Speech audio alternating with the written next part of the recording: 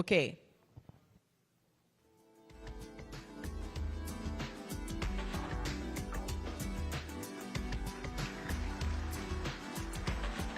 Thank you. I now request ACSR Shri M.K. Das to kindly welcome Honorable Minister Shri Jagdish Vishwakarmaji with a bouquet.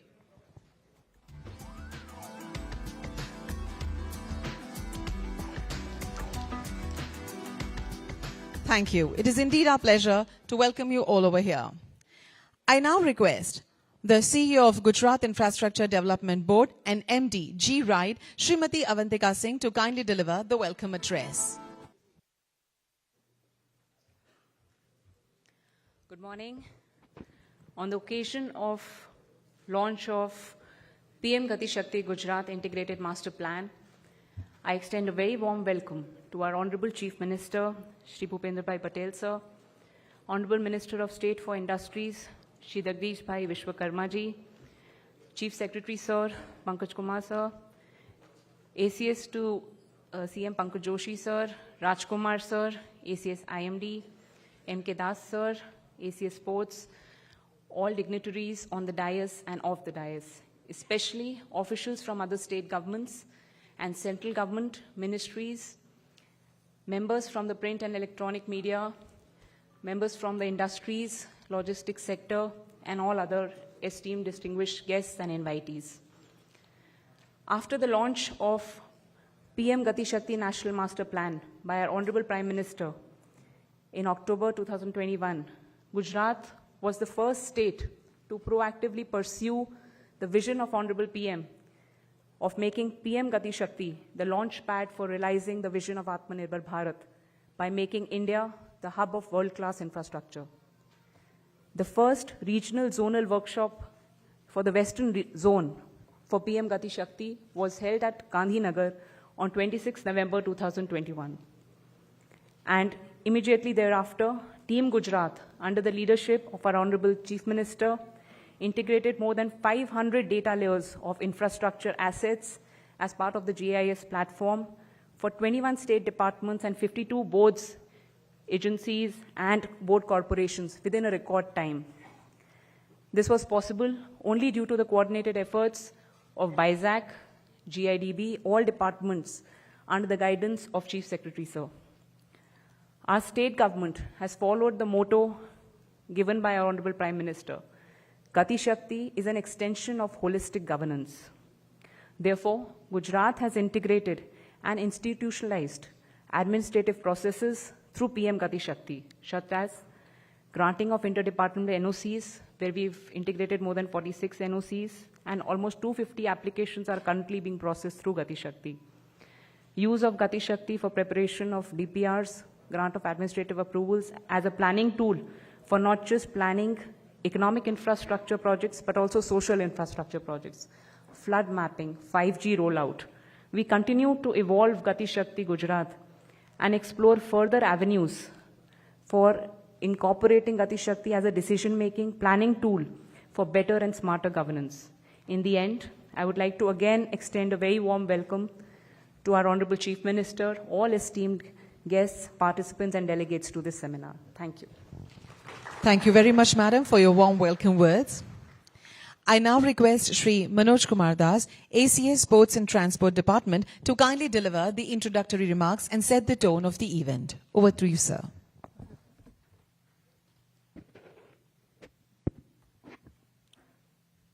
Honorable Chief Minister, sir, Honorable Minister Sri Panchal Sahab, CS, sir, dignitaries on the dais, off the dais, good morning, all of you. It's indeed a great privilege to talk about this Gati Shakti Master Plan, which is a wonderful tool for our future. On 10th September, just 4 weeks back, Honorable Prime Minister said that India is moving to lead fourth revolution, industrial revolution in the world. Now, India is poised to lead the industrial revolution in the world. We just said 4 weeks back. And there's a reason for that. We have got sound skill set, technocrats, engineers. We are mastering various technology very fast. And we are going at a very, very fast speed. If we talk about innovation index, India jumped 41 places. We came from 81 to 40 in just 7 years. EODB, we jumped 30 places in 3 years. And the best was, just now, a report has come out about manufacturing index. India has overtaken USA also, and has become number 2 in the world, type of report. Now they are the second most sought after destination. So this is a time when this is a golden era for India and Indian economy. Right now, India is growing at the highest speed among all major economy. In fact, Gujarat is 2% extra than all over India. We are always 2% more than all India average. Our growth rate has now caught world imagination. Recently only we have overtaken UK and have become 5th largest economy. But does not end. We are very near Germany and Japan, and set to overtake them in this decade only. By 2030, we will be 3rd largest in the world. And now there is no end to that. People are watching, making estimates, where will India go? And the most conservative estimate, they say, India will be $20 trillion in 25 years. And the fourth country will be just after, there will be not more than 10. So gap will be more than double. We will be 3rd by at least, and the other 2 economies, US and China, will be in that range only. And the CIA report, they suggested $35 to $40 trillion. So India will be having $10,000 per capita income that time. That is our target also. Right now, our income last year, December, was $1,960 or almost $2,000 US. So per capita income has to go by 5 times. But then that is a good scenario. It is a big challenge also. To manage so much of change is not easy, really. We have to invest a lot in infrastructure. You must have seen in the 2 budgets, in 2 years only, Government of India increased the outlay for projects, especially infra projects, by 2.5 times. In 2 years, it went up by 2.2 times. And then also, it is just 2.9% of our GDP. If our economy has to become $20 trillion, we need to spend 6 times more on infrastructure. And that's going to happen very shortly. Percentage will go up and volume will go up. But then that's once again a bigger problem. We need to acquire land.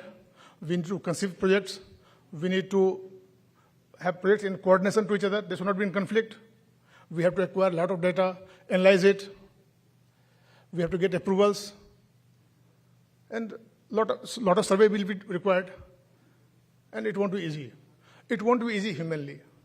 Whatever we could do in previous 75 years, we will need to have at least 5 to 6 times more in next 25 years. So that won't be possible humanly. And I'm very happy to report that all these challenges are being met by our GATI Shakti only. This portal is going to meet all the challenges, whether it is project identification, estimation, survey, DPR, or any other clearances that are required, or even other pre-project activities like land acquisition, etc., will be handled by this project. So this is a wonderful tool, and this is backed by AI also. So this is a tool which will stand our requirements in time to come. So it's very timely. It's a visionary leader of, say, Honorable Prime Minister, that he asked us to have this kind of tool, and BISAC has risen to occasion. Our GIDB and BISAC, they have got together and worked. Recently, Honorable Union Minister, Mr. Piyush Goyal had come. He had come to review our portal.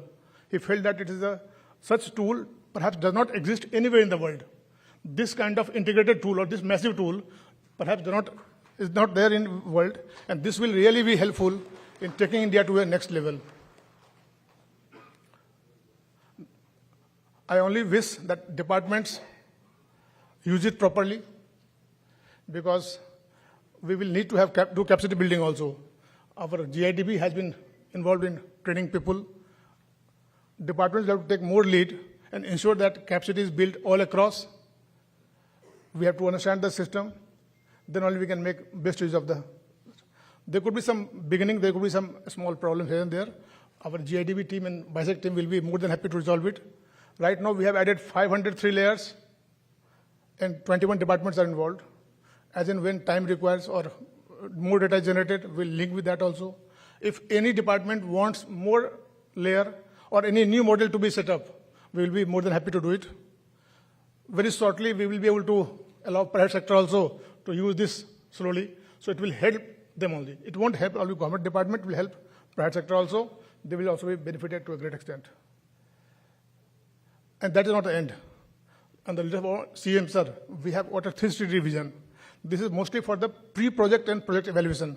We have got CM dashboard, that is for project evaluation and monitoring. We have got e-Sarkar. They have started e-Sarkar also to expedite things within government. Then there are IFMs being launched. IFMs for Integrated Financial Management System, Smart Management. And then there is a Aadhaar-based digital payment system to have ease and transparency. All these things together, along with the Gati Shakti portal, will take Gujarat and India to next level.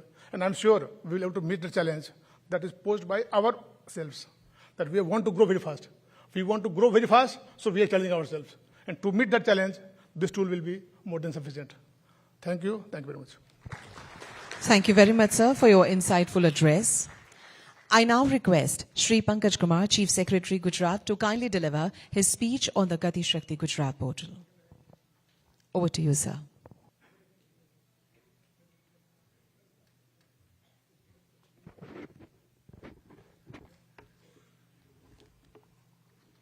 Namaskar. My heartiest welcome to respected Honorable Chief Minister of Gujarat, Sri Bhupendra Bhai Patel ji, our Industry Minister, Sri Jagdish Bhai Panchal ji, my colleagues on the dais, all the dignitaries who are present here. What my predecessor has defined, the way India is growing, and this is a result of very concerted, visionary initiatives, series of initiatives which are being taken at the Government of India level. And PM Gati Shakti is one of those major initiatives which have the potential of a game changer. Some of the initiatives, they always revolutionize the way we have been doing things. And PM Gati Shakti has been explained by my predecessors. Many of you may be aware about the PM Gati Shakti. And it was exactly 1 year ago, that was 13th of October of last year, when PM Gati Shakti portal was launched by Honorable Prime Minister. The way we have worked over last 1 year, it has given us a lot of dividends that I would like to share. And the foremost is it has provided an opportunity for business process re-engineering, the way government works, the way government processes function. A simple application for a NOC, the way it moves in the traditional system and how it has become revolutionized. So it's not only the digital application, it's not only the bringing all the layers on the PM Gati Shakti, it's not only the digitization of the data, it's not only the accuracy of the data, but the back end also has been tremendously affected in a very positive manner. So in the coming days, especially all these infrastructure projects which deal with logistics mainly, which deals with where there is a huge cost of logistics. And in India, this is one area where traditionally we have been lacking very much. The cost of logistics, cost of transportation, that's a very huge cost in India. So this tool, on one hand, it will help in planning. It's a very powerful tool of planning. That is what we have experienced. It's a very powerful tool for taking decision. It's a very powerful tool for monitoring of the project once that has been put into action. And especially for the officers who are from the other states, a very focused and robust initiative is required to make it a very successful tool. Like the data, the capturing of the data to develop the data layers. Some of these in the urban areas, some of these, say, water supply lines, they have been put 30 years ago, 40 years ago, and you don't have any drawings with the urban authorities.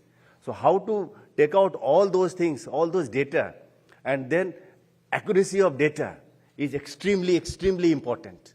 Because once you put into the PM Gati Shakti portal, then that becomes sacrosanct. Now all the decisions are happening based on the data which have been stored into the system.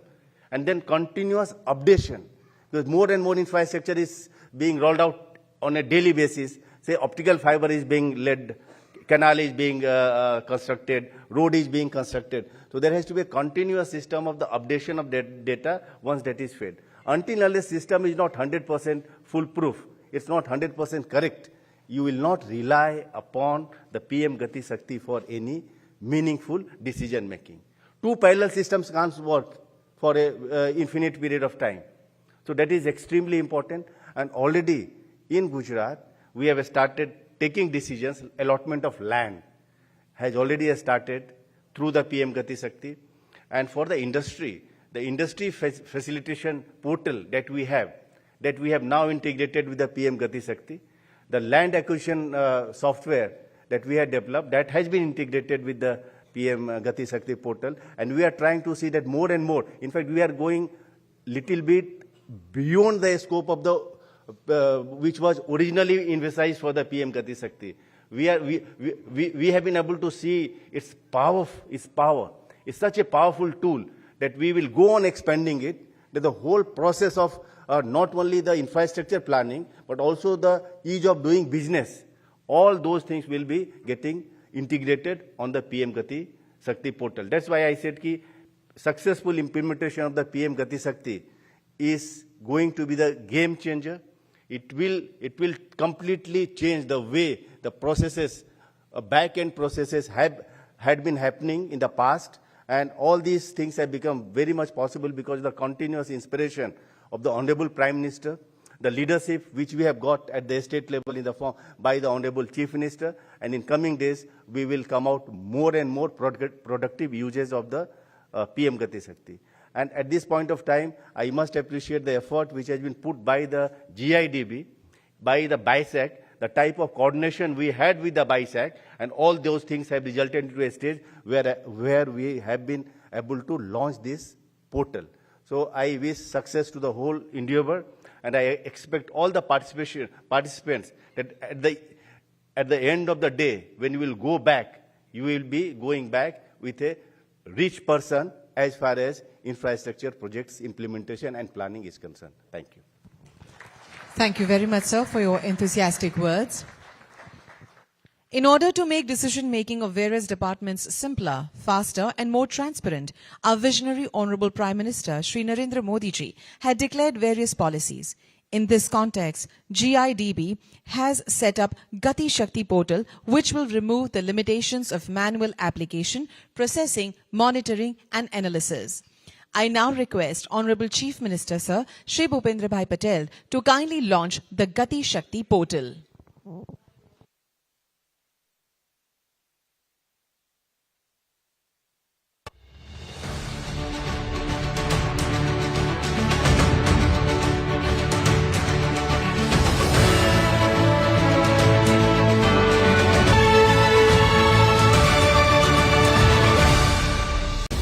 माननीय प्रधानमंत्री श्री नरेंद्र मोदी जी के समग्र vision को साकार करते हुए गुजरात राज्य ने तैयार किया है पीएम गति शक्ति गुजरात पोर्टल। इसमें गुजरात सरकार के 21 विभाग और उनके 52 कॉरपोरेशंस एवं बोर्ड्स के 500 से ज्यादा इंफ्रास्ट्रक्चर डेटा लेयर्स और भारत सरकार के गुजरात डेटा लेयर्स का समन्वय हुआ है। इसके द्वारा 46 एनओसीज का अप्रूवल और आर्टिफिशियल इंटेलिजेंस के माध्यम से प्रोजेक्ट्स के लिए आवश्यक एनओसीज की जानकारी भी ऑनलाइन मिल सकेगी।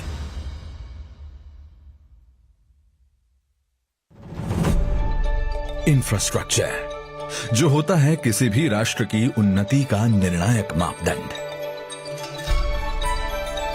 जिसे तय करने वाले उसके विभिन्न राज्य, अलग अलग मंत्रालय और सरकार के विभागों का तालमेल एवं समन्वय ही होता है सर्वांगीण प्रगति के साथ एक बेहतरीन इंफ्रास्ट्रक्चर की गारंटी।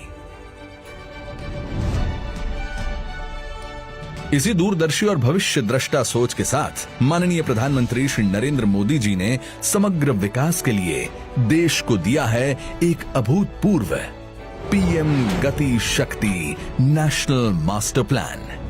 रोड से लेकर रेलवे तक, एविएशन से लेकर के एग्रीकल्चर तक विभिन्न मंत्रालयों को, विभागों को इससे जोड़ा जा रहा है।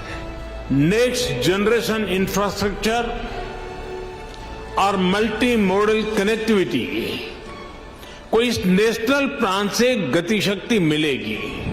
माननीय प्रधानमंत्री जी के विजन को साकार करने हेतु गुजरात सरकार द्वारा विकसित किया गया है पीएम गति शक्ति गुजरात का फ्यूचरिस्टिक रोड मैप।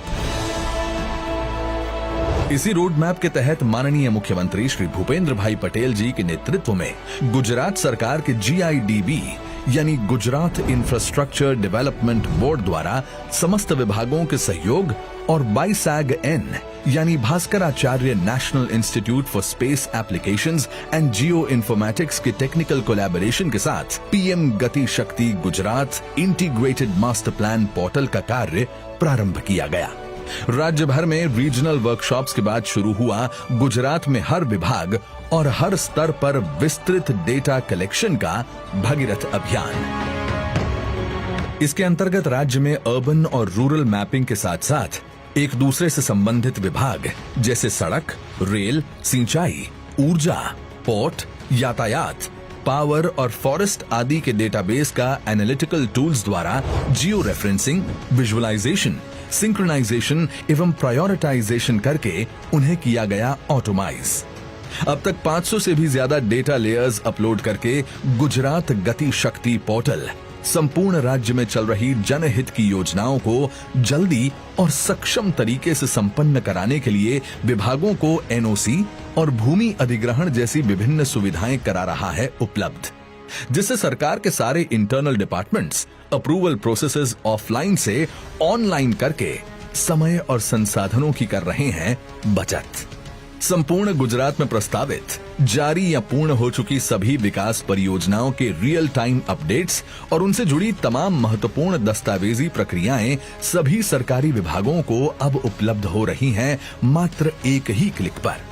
राज्य के सभी विभाग पोर्टल में लगातार देते हैं अपडेट्स, जिनको निरंतर मॉनिटर करती है गति शक्ति गुजरात मॉनिटरिंग कमेटी। गति शक्ति गुजरात द्वारा आर्टिफिशियल इंटेलिजेंस के उपयोग से ओवरऑल डिसीजन मेकिंग क्षमता बढ़ी है और रिसोर्सेज के महत्तम उपयोग के साथ लॉजिस्टिक कॉस्ट कम होने से विकास परियोजनाएं बन रही हैं कॉस्ट एफिशिएंट। उदाहरण के लिए राज्य में त्रुटिहीन संचार व्यवस्था हेतु एरिया वाइज जरूरी मोबाइल टावर्स की संख्या या किसी क्षेत्र में नए वेयर हाउस की जरूरत या फिर राज्य के महत्वाकांक्षी और बहुआयामी कोस्टल कॉरिडोर के निर्माण में आवश्यक कार्यवाहियों जैसी जानकारियां तुरंत मिलने के कारण जनहित की योजनाएं बिना अवरोध के संपन्न होकर स्थापित कर रही हैं टाइम मैनेजमेंट के नए आयाम। लीड्स इंडेक्स में प्रथम स्थान पर प्रतिष्ठित गुजरात बना है विकास का पर्याय, जिसको और भी अधिक संबल प्रदान करेगा पीएम गति शक्ति गुजरात। इसी दिशा में आगे बढ़ते हुए केंद्र सरकार की सहायता से गुजरात के मोरबी और बेडी क्षेत्रों में निर्मित हो रहे हैं 2 नए गति शक्ति टर्मिनल्स। मान्यवर प्रधानमंत्री जी के आत्मनिर्भर भारत के स्वप्न को साकार करने हेतु पीएम गति शक्ति गुजरात प्रेरणारूप साबित होगी। इससे गुजरात के युवाओं को नए रोजगार अवसर मिलेंगे। पीएम गति शक्ति नेशनल मास्टर प्लान को लागू करने में अग्रणी गुजरात युवाओं के लिए नए रोजगार सृजित करने के साथ विकास को दे रहा है अधिकतम शक्ति के साथ तीव्रतम गति। पीएम गति शक्ति गुजरात आधुनिकतम टेक्नोलॉजी के उपयोग से बदल रहा है हमारा आज। भारत के उज्जवल भविष्य के लिए माननीय प्रधानमंत्री श्री नरेंद्र मोदी जी की दूरदर्शी सोच को साकार करते हुए रोल मॉडल बन रहा है गुजरात। प्रगति को मिले पंख और उन्नति को आकाश। पीएम गति शक्ति गुजरात। गुजरात के हर डिपार्टमेंट को और गुजरात की जनता को अनेक शुभेच्छा. On the Gati Shakti portal, 46 NOCs and approvals are developed. We have received more than 250 applications pertaining to these NOCs and approvals. Out of these, we will exchange approval orders and certificates pertaining to 4 applications. आज हम माननीय मुख्यमंत्री की मानक उपस्थिति में NOC certificate exchange करने जा रहे हैं. A lessee has to apply for mining lease application to the state government for onshore area. Approval for petroleum mining lease is given by Directorate of Petroleum to GSPC.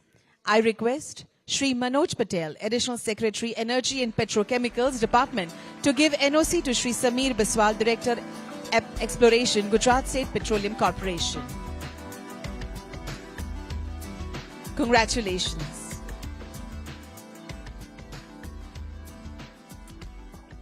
For the pipeline project of Gujarat Gas Limited, approval is granted for crossing water bodies pertaining to Water Resources Department. For the same, I request Shri K.B. Rabadia, Special Secretary, Water Resources Department, to hand over the certificate to Nitish Bhandari, Executive Director and CFO, Gujarat Gas Limited.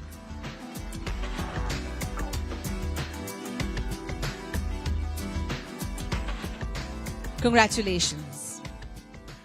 Women and Child Department have identified Anganwadi using Gati Shakti Gujarat on the basis of go-no-go criteria. Land allotment for the project is done by Revenue Department through the portal. I request Shri Jenu Devan, Revenue Inspection Commissioner and Secretary to Revenue Department, to hand over the certificate to Srimati Ilaba Rana, Deputy Director, ICDS, Women and Child Development Department. Congratulations. On the digitized forest boundary data, NOC for non-forest land is issued to JETCO officer for their project from Forest and Environment Department. I request Dr. Jaipal Singh, Additional Principal Chief Conservator of Forest, to hand over the certificate to Shri Upendra Pandey, Managing Director of JETCO.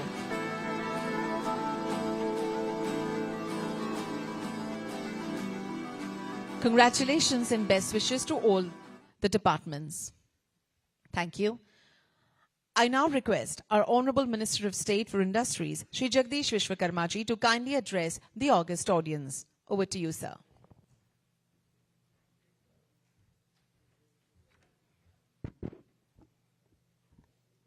Namaskar.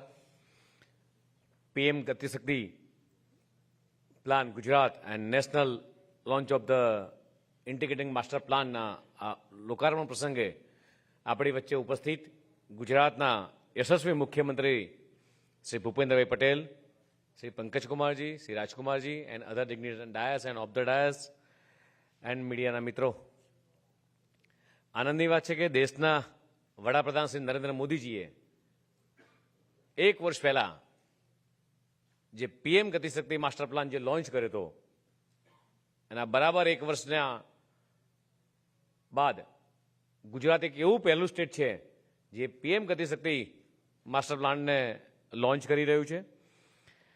દેશના વડાપ્રધાન શ્રી નરેન્દ્ર મોદીજીના દૂરંદેશી વિઝનના કારણે જ્યારે ગુજરાતના મુખ્યમંત્રી હતા ત્યારે ગુજરાતનો જે લેવલે વિકાસ કર્યો છે, કદાચ બહુ જ ઓછા લોકોને કદાચ એ બાબતનું ધ્યાન પણ હશે કે જ્યારે ગુજરાતના મુખ્યમંત્રી હતા ત્યારે એમનું પોતાનું વિઝન દરેક ડિપાર્ટમેન્ટ વાઇઝ એમની જે રિવ્યુ બેઠક થાય વર્ષના અંતે ચિંતન શિબિરની અંદર પણ એ વિભાગોમાં પડતી મુશ્કેલીઓને ઇન્ટિગ્રેટ કરી અને ગુજરાતના ડેવલપમેન્ટમાં જ્યાં પણ રૂકાવટ આવે છે એ રૂકાવટને સોલ્વ કરવાનો જે એમનો ભગીરથ પ્રયાસ હતો, જે આજે આપણી નજર સમક્ષ છે કે સમગ્ર દેશની અંદર પીએમ ગતિ શક્તિ પ્લાન એમણે આખા દેશમાં લોન્ચ કર્યો અને એના કારણે સમગ્ર દેશના લગભગ 16 જેટલા ડિપાર્ટમેન્ટ અને હમણાં જ એમ કે દાસ અને પંકજકુમાર જે વિસ્તૃત ચર્ચા કરી કે સેન્ટ્રલના 16 ડિપાર્ટમેન્ટ, રાજ્યના 21 ડિપાર્ટમેન્ટ, 500 જેટલા લેયર્સ, આ બધા જ ઇન્ટિગ્રેટ કરી અને સૌથી સરળ અને ઝડપી વિકાસ થાય એ દિશામાં આપણે આગળ વધી રહ્યા છીએ. ને એનો ગુજરાતનો શ્રેય કોઈને જાય તો જે લેવલે દેશના વડાપ્રધાનશ્રીએ ગુજરાતના વિકાસને ગતિ આપવાનું કામ કર્યું હતું અને એને માન્ય ભૂપેન્દ્રભાઈ પટેલની વિકાસ ગાથાને આગળ વધારી રહ્યા છે. આનંદની વાત એ છે કે દેશના વડાપ્રધાનશ્રીએ જે વિકાસનો જે પાયો નાખ્યો હતો અને આજે એ પાયાને નિર્ધારિત આગળ લઈ જવામાં આપણે બધા જ સક્ષમ બન્યા છીએ. સાથે સાથે એવું ચોક્કસ કહીશ કે ગુજરાત રાજ્યમાં સામાજિક આર્થિક વિકાસ અગ્રેસર રહ્યું છે. ગુજરાતના લોકોનો ઔદ્યોગિક સ્વભાવ જે રહ્યો છે, ગુજરાતના ઉત્પાદનમાં ભારત એ પ્રથમ ક્રમે છે. એટલે 18% જેટલું મેન્યુફેક્ચરિંગ એક માત્ર ગુજરાતમાં થઈ રહ્યું છે, જે લગભગ આખા દેશનું જે એક્સપોર્ટ છે એ એક્સપોર્ટમાં ગુજરાતનો હિસ્સો લગભગ 40% જેટલો છે. કેમિકલ હોય, પેટ્રોકેમિકલ્સ હોય, ફાર્માસ્યુટિકલ હોય, ટેક્સટાઇલ્સ હોય, પિનથી લઈને પ્લાન કે ટેન્ક સુધીની દરેક બાબતો આજે ગુજરાતની અંદર મેન્યુફેક્ચર થવા માંડી છે. અને એનો શ્રેય જો કોઈને જાય તો દેશના વડાપ્રધાન નરેન્દ્ર મોદીજીને જાય છે. મિશન ગતિશક્તિના 3 શબ્દો છે. આપણી ગતિને શક્તિમાં રૂપાંતરિત કરીએ. આપણા મિશનને મોડ દ્વારા વડાપ્રધાનશ્રીના સ્વપ્નને સાકાર કરવાનું થાય તો પીએમ ગતિશક્તિ એટલે કોઈપણ પ્રોજેક્ટને ટાઈમસર પ્રોજેક્ટ એને બનાવો, સમયસર પ્રોજેક્ટ શરૂ થાય અને સમયસર પ્રોજેક્ટ પૂર્ણ થાય. આ કેન્દ્ર સરકારની આ યોજનાને સમગ્ર દેશના તમામ રાજ્યો જોડાય એની અંદર ગુજરાતે પ્રથમ સ્થાન પ્રાપ્ત કર્યું છે. ગુજરાત આગામી દિવસોમાં પણ દરેક લેવલે જે રીતે લીડ લઈ રહ્યું છે અને મને આશા છે કે વડાપ્રધાનશ્રીનું જે વિઝન છે એને માન્ય મુખ્યમંત્રી શ્રી ભૂપેન્દ્રભાઈ ચોક્કસ પરિપૂર્ણ કરશે. રાજ્ય સરકાર અને કેન્દ્ર સરકાર સાથેનો તાલમેલ થાય, department to department and private industries, private agency સાથેનો કોઓર્ડિનેશન થાય. અત્યાર સુધી એવું હતું કે આ કોઓર્ડિનેશનના અભાવના કારણે પ્રજાના ટેક્સના પૈસા જે વેડફાતા હતા એ ટેક્સના પૈસા વેડફાય નહીં. એનું સૌથી મોટું કામ એટલે પીએમ ગતિશક્તિ પ્રોજેક્ટ. કોઈ પણ પ્રોજેક્ટ પૂર્ણ થાય ત્યારબાદ બીજા પ્રોજેક્ટ અથવા બીજા ડિપાર્ટમેન્ટને ખ્યાલ આવે કે મારે આ રોડ કરવાનો છે, મારે આ રોડની અંદર મારે કનેક્ટિવિટીની કામ બાકી છે, મારે ગેસ લાઇનનું કામ બાકી છે. આ બધા જ પ્રકારના જે લેયર્સ છે, લેયર્સને ઘટાડવાનું કામ આ પીએમ ગતિ માસ્ટર પ્લાનમાં થશે. અને પીએમ ગતિ માસ્ટર પ્લાનની અંદર સૌથી અગત્યની બાબત છે કે પ્રજાના ટેક્સના પૈસાનો બચાવ થશે. PM Gati Shakti road to railway, road to port, road to airport, આ બધે જ કનેક્ટિવિટીને આપણે ઇન્ટરગ્રેટેડ કરી અને ઝડપી વિકાસ થાય દિશામાં આપણે ચોક્કસ વિચારીશું. અને આ બધા જ પ્રોજેક્ટો દેશના વડાપ્રધાન નરેન્દ્ર મોદીજી અને ગુજરાતના મુખ્યમંત્રી જે લેવલે વિચારી રહ્યા છે કે આવનારા 50 વર્ષ પછી મારું ગુજરાત કેવું હશે, અને એ જ લેવલે દેશના વડાપ્રધાનશ્રી વિચારી રહ્યા છે કે આવનારા 50 વર્ષ સુધીના જે પણ પ્રોજેક્ટ છે, જે પણ વિઝન છે, અને 50 વર્ષ પછી ભારત કેવું છે, ભારત ક્યાં હશે. જ્યારે આઝાદીનો અમૃતકાળ ચાલી રહ્યો છે ત્યારે 75 વર્ષ સુધી જે આપણને ગેપ રહી છે એ ગેપ પૂરવાનું કામ એ દેશના વડાપ્રધાન નરેન્દ્ર મોદીજીએ કરી છે. પીએમ ગતિશક્તિ પ્રોજેક્ટ અંતર્ગત નેશનલ હાઈવે ઓથોરિટી હોય, સ્ટેટ હાઈવે ઓથોરિટી હોય, ઓએનજીસી, પીએનજીસી, ફાઇબર ઓપ્ટિકલ વાયર છે, નેટ કનેક્ટેડ ટેલિફોન કનેક્ટિવિટી છે, વોટરની લાઇન છે, આ બધા જ ઇન્ટિગ્રેટિંગ કરી અને ઇન્ફ્રાસ્ટ્રક્ચરને મજબૂત કરવાનું કામ આ પીએમ ગતિશક્તિ પ્લાન દ્વારા કરવામાં આવશે. મને આશા છે કે જે લેવલે ગુજરાતનો વિકાસ થયો છે, 24/7 જે રીતે આપણે લાઇટ આપી શક્યા છે, વીજળી આપી શક્યા છે, ગુજરાત એ મૌખિક ઔદ્યોગિક કેન્દ્રની અંદર ગુજરાત પ્રથમ હરોળમાં રહ્યું છે. 200 કરતાં પણ વધારે જીઆઈડીસી ગુજરાતની અંદર છે. આજે ઇન્ડસ્ટ્રીયલ, મને જણાવતા આનંદ થશે આપને બધાને કે કાલે જ માન્ય મુખ્યમંત્રીશ્રીની અધ્યક્ષતામાં ઇન્ડસ્ટ્રીઝ પોલિસી લોન્ચ કરવામાં આવી. આવનારા દિવસોની અંદર જે રીતે ગુજરાતમાં ઇન્વેસ્ટરો આવવાના, જે રીતે લગભગ 12.5 લાખ કરોડ કરતાં પણ વધારેનું ઇન્વેસ્ટમેન્ટ આવવાનું છે અને 15 લાખ કરતાં વધુ લોકોને જ્યારે રોજગારી મળવાની છે, ત્યારે ગુજરાતનું ઇન્ફ્રાસ્ટ્રક્ચર એ લેવલનું સક્ષમ બને એ દિશામાં માન્ય મુખ્યમંત્રીશ્રી વિચારી રહ્યા છે. ગુજરાતનું જે રોડ ઇન્ફ્રાસ્ટ્રક્ચર નેટવર્ક છે એ 2,20,000 કિલોમીટરનું ગુજરાતનું માત્ર રોડ ઇન્ફ્રાસ્ટ્રક્ચર લેવલ છે. રેલવેની વાત કરું તો લગભગ રેલવે 5600 કિલોમીટર લાંબુ ગુજરાતનો રેલવે નેટવર્ક છે. 19 કરતાં વધારે એરપોર્ટ ગુજરાતની અંદર આવેલા છે. 48 પોર્ટ આવેલા છે. આ બધાની અંદર ક્યાંક ને ક્યાંક જૂના પ્રોજેક્ટ છે, જે નવા પ્રોજેક્ટ આવવાના છે, આ બધાને આ ગતિશક્તિથી બળ મળવાનું છે. ગુજરાત એક મજબૂત ઇન્ફ્રાસ્ટ્રક્ચર સક્રિય રીતે આગળ વધે અને દેશના વડાપ્રધાન નરેન્દ્ર મોદીજી જે લેવલે જે નીતિઓ ઇમ્પ્લિમેન્ટ કરી રહ્યા છે તે જ દિશામાં માન્ય મુખ્યમંત્રી શ્રી ભૂપેન્દ્રભાઈ પટેલ પણ આગળ વધી રહ્યા છે. મને આશા છે કે આવનારા દિવસોમાં આ પીએમ ગતિશક્તિ પોર્ટલ એ ગુજરાતના વિકાસમાં ખૂબ મોટી હરણફાળ ભરવાનું છે. ભારત માતા કે જી, વંદે માતરમ. માનનીય મંત્રી શ્રી, આપના ઉત્સાહપૂર્ણ શબ્દો માટે આપનો ખૂબ ખૂબ આભાર માનીએ છીએ. હવે હું ખૂબ આદરભાવ સાથે ગુજરાતના માનનીય મુખ્યમંત્રી શ્રી ભૂપેન્દ્રભાઈ પટેલને નમ્ર નિવેદન કરીશ કે આ પ્રાસંગિક ઉદ્બોધન કરશો.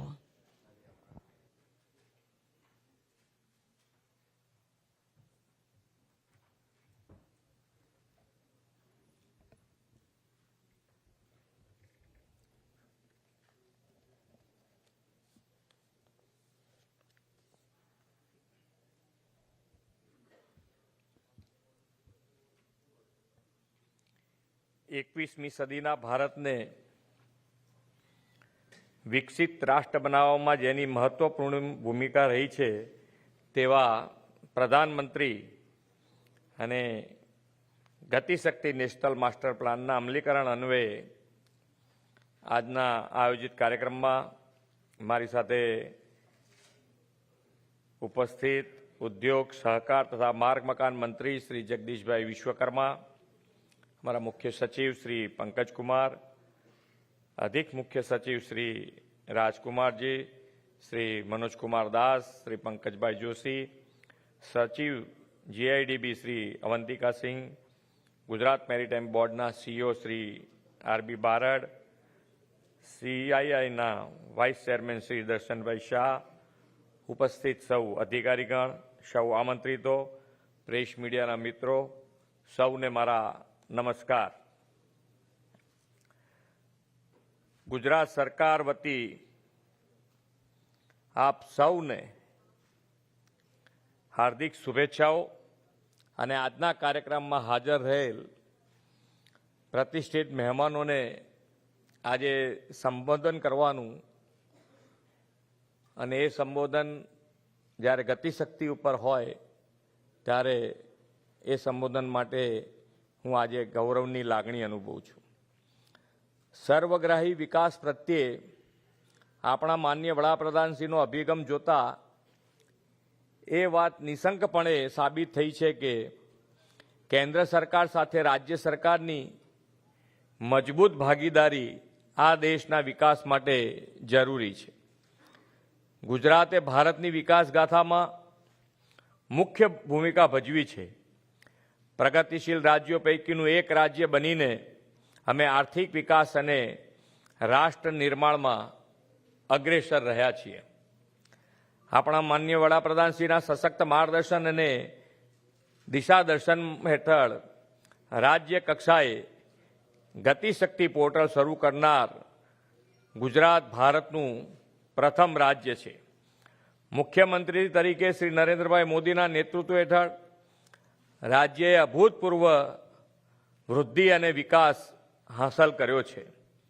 માન્ય વડાપ્રધાન શ્રી નરેન્દ્રભાઈ મોદીએ તેમના દૂરંદેશીપૂર્ણ સુધારાઓ સાથે ગુજરાતના સંતુલિત અને પ્રાદેશિક વિકાસને મજબૂત બનાવવામાં મુખ્ય ભૂમિકા ભજવી હતી। આર્થિક સમૃદ્ધિ માટે રાજ્યમાં કનેક્ટિવિટી વધારવા પર ભાર મૂકવામાં આવ્યો અને તે માટે ફોકસ્ડ ટાર્ગેટ એક્શન પ્લાન અમલી બનાવવામાં આવ્યા અને જેના પરિણામે રાજ્ય તેના ઇન્ફ્રાસ્ટ્રક્ચર લેન્ડસ્કેપમાં મોટા પાયે પરિવર્તન જોયું છે। મને જણાવતા ગર્વ થાય છે કે તેમના કાર્યકાળ દરમિયાન ગુજરાતના સામાજિક અને ભૌતિક માળખામાં વ્યાપક પરિવર્તન જોવા મળ્યું। આનાથી એ સુનિશ્ચિત થયું છે કે તમામ નાગરિકોની સહિયારી સમૃદ્ધિ તેમજ ડબલ ડિજિટના ગ્રોથ રેટ સાથે ગુજરાત આગળ વધતું રહ્યું છે। હું તેમના નેતૃત્વ હેઠળ ગુજરાતમાં અમલમાં મૂકવામાં આવેલી કેટલીક દૂરંદેશી પહેલો, સુધારાઓ અને કાર્ય યોજનાઓ અહીં આપની સમક્ષ મૂકવા માગું છું। એક દૂરંદેશી તરીકે હમણાં જે આખા ગુજરાતનું જે ડેવલપમેન્ટ અને જે ગુજરાતનું જે ડેવલપમેન્ટનો મજબૂત પાયો માન્ય નરેન્દ્રભાઈના જ્યારે એ મુખ્યમંત્રી હતા ત્યારથી આ મજબૂત પાયો નખાયો અને એ મજબૂત પાયાના આધારે આજે એમના માર્ગદર્શનમાં ગુજરાત આ વિકાસની યાત્રા આગળ વધારી રહ્યું છે। એમાં પ્રગતિપથ આ કાર્યક્રમની પરિકલ્પના આદિવાસી વિસ્તાર તેમજ દરિયાકાંઠા ઔદ્યોગિક અને ગ્રામીણ વિસ્તારને રાજ્યના મુખ્ય પ્રવાહ વિસ્તારો અને છેવાડાના વિસ્તારો સાથે જોડવા માટે કરવામાં આવી હતી। પ્રગતિપથ યોજનામાં રાજ્યના છેવાડાને જોડતા 9 હાઈ સ્પીડ કોરિડોરને પહોળા અને મજબૂત કરવાનો સમાવેશ થાય છે। કુલ રૂપિયા 2488 કરોડ ખર્ચે આ પ્રોજેક્ટમાં કુલ 3710 કિલોમીટર લંબાઈના હાઈવેને બનાવવાનું નક્કી કરવામાં આવ્યું છે। આ પહેલનો હેતુ ગુજરાતના તમામ ખૂણાઓને જોડતા મજબૂત રોડ નેટવર્ક નિર્માણ કરવાનું છે। એવી જ રીતે વિકાસ પથ આ કાર્યક્રમનો નિર્ધારિત ઉદ્દેશ નગરપાલિકાઓ, શહેરી વિસ્તારો, શહેરો અને મોટા શહેરોમાંથી પસાર થતા રાજ્યના માર્ગોનું આધુનિકરણ કરવાનો હતો.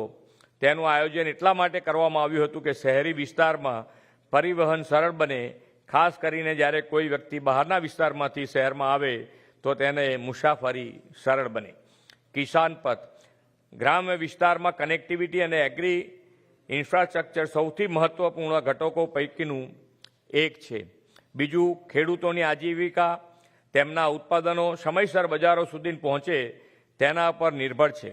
આપણા માન્ય વડાપ્રધાનશ્રીની જમીની અને વાસ્તવિકથી ઊંડી સમજણના લીધે કિસાન પથ યોજના અસ્તિત્વમાં આવી અને તેના દ્વારા રાજ્યના ગ્રામ વિસ્તારના રસ્તાઓના અપગ્રેડેશન અને સુધારણાની દિશામાં કામ શરૂ થયું. તેનાથી ખેડૂતોના જીવનની ગુણવત્તામાં સુધારો થયો અને તેમની ખેત પેદાશો અને દૂધ ઝડપથી બજારમાં પહોંચતા થયા. શું થયું ભાઈ? તકલીફ પડી છે કંઈ? હા બધા ડિસ્ટર્બ થઈ જાય ને તમારે ઓકે થતા પહેલા તો.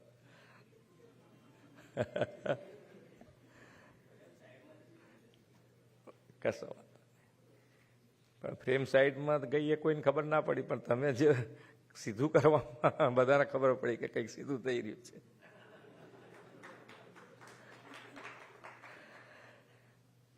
ચાલો, એક એવો ને એવો જ પથ, પ્રવાસી પથ બનાવ્યો એમણે. એક એવી પહેલ હતી જેણે 60થી વધુ પ્રવાસી સ્થળો વચ્ચેની કનેક્ટિવિટીમાં સુધારો કરીને પ્રવાસન ઉદ્યોગને નોંધપાત્ર વેગ આપ્યો હતો.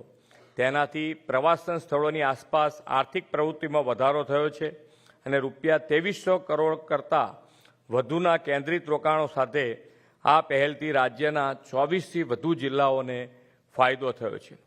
રેલવે કનેક્ટિવિટી, રેલવે ક્ષેત્ર પણ વિકાસને આગળ ધપાવવામાં ગુજરાત અગ્રેસર રહ્યું છે. પીપીપી મોડલ પર બનેલી ભારતની પ્રથમ રેલવે લાઇનનું ઉદ્ઘાટન ગુજરાતમાં વર્ષ 2015માં કરવામાં આવ્યું હતું. વધુમાં ઔદ્યોગિક પ્રદેશો, બંદરો અને દિલ્હી મુંબઈ ઇન્ડસ્ટ્રીયલ કોરિડોર સાથે રેલવે જોડાણ સુનિશ્ચિત કરવા માટે Gujarat rail infrastructure development limited નામની સમર્પિત કંપનીની રચના કરવામાં આવી હતી. આ પહેલથી રાજ્યની વૈશ્વિક નિકાસ સ્પર્ધાત્મકમાં ઘણો વધારો થયો છે. ગેસ ગ્રીડ, ગેસ આધારિત અર્થતંત્રનો વિકાસ કરવામાં પણ ગુજરાત અગ્રેસર રહ્યું છે. માન્ય વડાપ્રધાનશ્રીના માર્ગદર્શન અને સમર્થન હેઠળ ગુજરાતે ઓપન એક્સેસ કોરમ કેરિયરના ધોરણે એક સંકલિત રાજ્યવ્યાપી ગેસ ગ્રીડ વિકસાવી છે. મુખ્ય ઔદ્યોગિક કેન્દ્રોને જોડતા 25 જિલ્લામાં 2600 કિલોમીટરથી વધુની લંબાઈનું પાઇપલાઇન ગેસ ગ્રીડ નેટવર્ક કાર્યરત છે. એની સાથે વોટર ગ્રીડ, સિંચાઈ માટે પાણીના વિસ્તરણ માટે 75,000 કિલોમીટરનું રાજ્યવ્યાપી વોટર ગ્રીડ નેટવર્ક અને 14,000થી પણ વધુ ગામડાઓ અને 154 નગરોને પાણી પહોંચાડવા માટે રાજ્યવ્યાપી પીવાના પાણીની ગ્રીડની સ્થાપના કરતો એક મિશન મોડ પ્રોજેક્ટ છે. ભૂતકાળમાં 75% વસ્તી ભૂગર્ભ જળ પર નિર્ભર હતી. હવે રાજ્યની 75% વસ્તી સરફેસ વોટર એટલે કે જમીન ઉપરની સપાટીના પાણીમાંથી પુરવઠો મેળવે છે.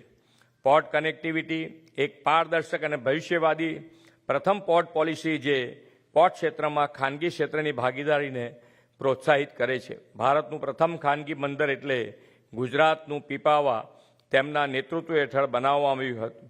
વધુમાં રાજ્યમાં 4 ગ્રીનફિલ્ડ પોર્ટ લોકેશનો સ્થાપિત કરવામાં આવ્યા છે.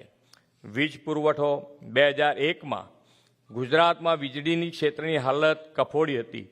જોકે તત્કાલીન મુખ્યમંત્રી તરીકે આપણા વડાપ્રધાનના નેતૃત્વ હેઠળ રાજ્યએ વીજળીના ઉત્પાદન, ટ્રાન્સમિશન અને વિસ્તરણમાં વ્યાપક સુધારા કર્યો અને 2009માં પાવર સરપ્લસ સ્ટેટનો દરજ્જો પ્રાપ્ત કર્યો. આજે ગુજરાતમાં 24/7 અવિરત ગુણવત્તાયુક્ત વીજળી પુરવઠો ઉપલબ્ધ છે. ભારત નેટ પ્રોજેક્ટના અમલીકરણમાં ગુજરાત મોખરાનું સ્થાન રહ્યું છે તે જણાવતા મને અપાર આનંદ થાય છે. માન્ય વડાપ્રધાનશ્રીના વિઝનરી માર્ગદર્શન હેઠળ ગુજરાતે ડિજિટલ સેવા સેતુ પ્લેટફોર્મ અને ગેસવાન જેવા વિવિધ ડિજિટલ સુધારાઓ અને પ્રોજેક્ટ સફળતાપૂર્વક અમલમાં મૂક્યા છે. રાજ્યની વૃદ્ધિની આગામી લહેર મેગા ઔદ્યોગિક ઇન્ફ્રાસ્ટ્રક્ચર પ્રોજેક્ટ જેવા કે 12 લેન દિલ્હી મુંબઈ એક્સપ્રેસવે, ગુજરાતના મુખ્ય શહેરોને જોડતા રેલ કોરિડોર અને Mumbai Ahmedabad high speed rail project દ્વારા ચલાવવામાં આવશે. આ પ્રોજેક્ટ અમુક શહેરો વચ્ચેનો પ્રવાસનો સમય અડધા કરતાં પણ ઘટાડી દેશે. ગુજરાતમાં મેક્રો લેવલ અનેકવિધ કાર્યક્રમની કલ્પના, કાર્યવાહી અને અમલીકરણ તેમજ માઇક્રો લેવલ વિવિધ મુદ્દાઓની મજબૂત સમજણ સાથે આપણા વડાપ્રધાન શ્રી નરેન્દ્રભાઈ મોદી પીએમ ગતિ શક્તિ પ્રોજેક્ટ લાવ્યા છે. આ રાષ્ટ્રીય પહેલ અપાર અનુભવ અને જમીન વાસ્તવિકતાના જ્ઞાન સાથે જન્મેલી છે. મને સંપૂર્ણ વિશ્વાસ છે કે ગુજરાતની જેમ આપણે દેશ પણ આવનાર સમયમાં ધરખમ પરિવર્તનનો સાક્ષી બનશે. ગુજરાતમાં મુખ્યમંત્રી તરીકે શ્રી નરેન્દ્રભાઈ મોદીના કાર્યકાળ દરમિયાન અમલમાં મૂકવામાં આવેલી લક્ષિત અને વિચારશીલ પહેલોના લીધે રાજ્ય અર્થતંત્રને વેગ મળ્યો. તમામ ક્ષેત્રમાં આર્થિક પ્રવૃત્તિમાં વધારો થયો અને રોજગારીનું સર્જન થયું. ગુજરાતે છેલ્લા એક દાયકામાં સતત 10%થી વધુ વાર્ષિક જીડીપી વૃદ્ધિ દર નોંધાવ્યો છે, જે ભારતના જીડીપીમાં 8.28%થી વધુ ફાળો આપે છે. ગુજરાત રાજ્ય સરકારે ease of doing business reforms, digital governance પોલિસીની પહેલ અને રોજગારના ક્ષેત્રમાં પણ નોંધપાત્ર પહેલ કરી છે, જેના કારણે ગુજરાત દેશમાં અગ્રણી રાજ્ય બન્યું છે.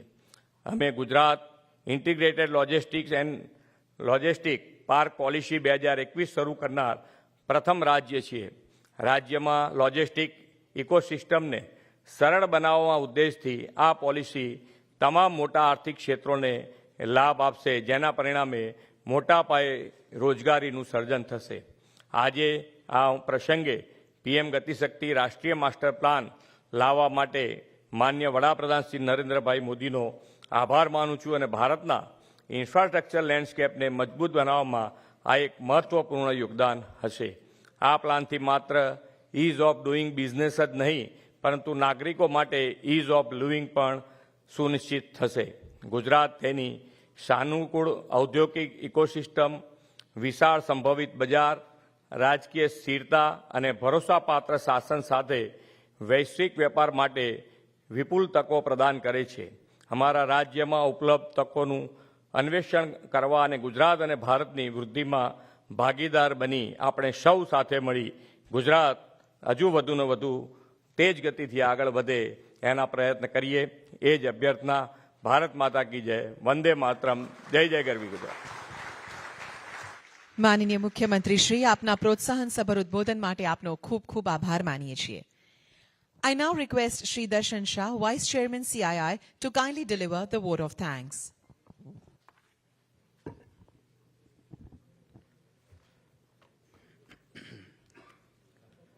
Shri Bhupendrabhai Patel, Honorable Chief Minister of Gujarat, Shri Jagdishbhai Panchal, Honorable Minister of State, Industries, Shri Pankaj Kumar, Shri Manoj Kumar Das, Shri Raj Kumar, Srimati Avantika Singh, Shri Pankaj Joshi, and Shri R.B. Barad, esteemed dignitaries of the dais, industry members, members from the media, ladies and gentlemen. It is my pleasure to share key takeaways on this AZADI at 75 PM Gati Shakti Gujarat Integrated Master Plan National Launch Event. I'm sure all of you would agree that we had a very impactful inaugural session and look forward to subsequent interactive sessions on Gati Shakti and logistics. PM Gati Shakti will give a new dimension to the progress of advanced infrastructure through seamless preparation, execution, and supervision, besides reducing time and cost overflows of infrastructure projects. The PM Gati Shakti National Master Plan was announced last year with an aim to break departmental silos and bring in more universal and integrated planning and execution of projects with a view to address the issues of multimodal and last-mile connectivity. Gati Shakti aims to lend more Gati to Gati of infrastructure projects by connecting all concerned departments under one platform. The Gati Shakti will also ensure true public-private partnership in infrastructure creation from planning to development and utilization stage. I hope the deliberations in the next sessions will be of interest to you and would help you in obtaining the right perspective on Gati Shakti and logistics. Please make sure that all of you view the demo of this Gati Shakti Gujarat portal in the next hall. And lastly, on behalf of CII, I would like to convey my sincere gratitude to all the esteemed speakers and dignitaries present today. Thank you. Jai Hind. Thank you, sir, for your warm, thankful note. We appreciate it. We once again thank our Honorable Chief Minister, sir, Honorable Minister, sir, and other dignitaries for their esteemed presence on the occasion. Now, our Honorable CM, sir, and other dignitaries will proceed to have a look at the demo of Gati Shakti portal. And we will have the first session on Gujarat initiatives in logistics infrastructure after 10 minutes of tea break. Thank you.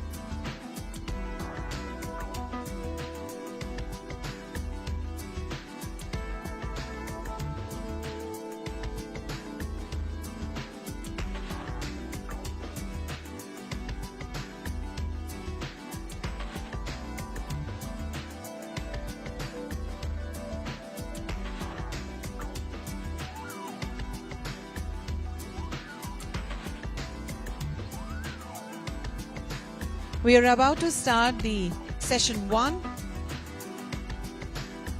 which is on Gujarat initiatives in logistics infrastructure.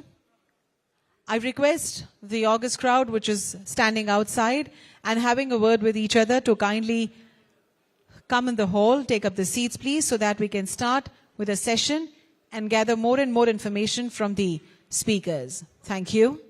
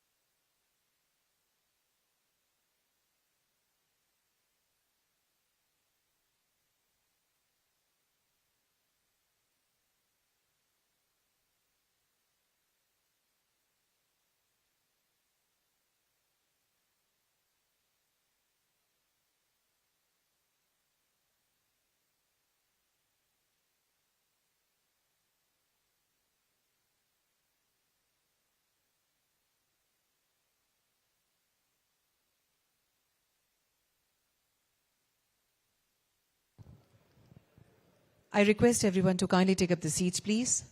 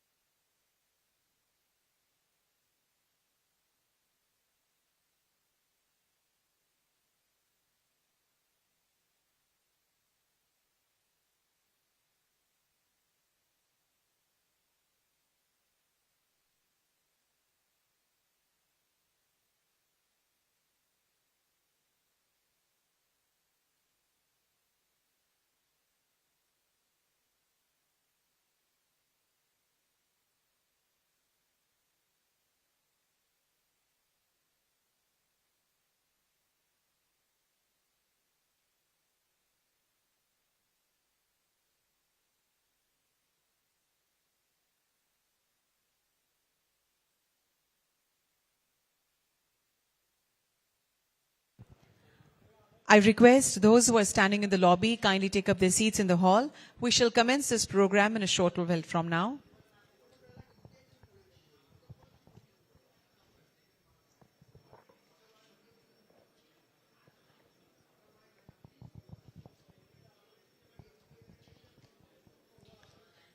Ladies and gentlemen who are standing in the lobby, kindly take up your seats, please. We shall commence this program now.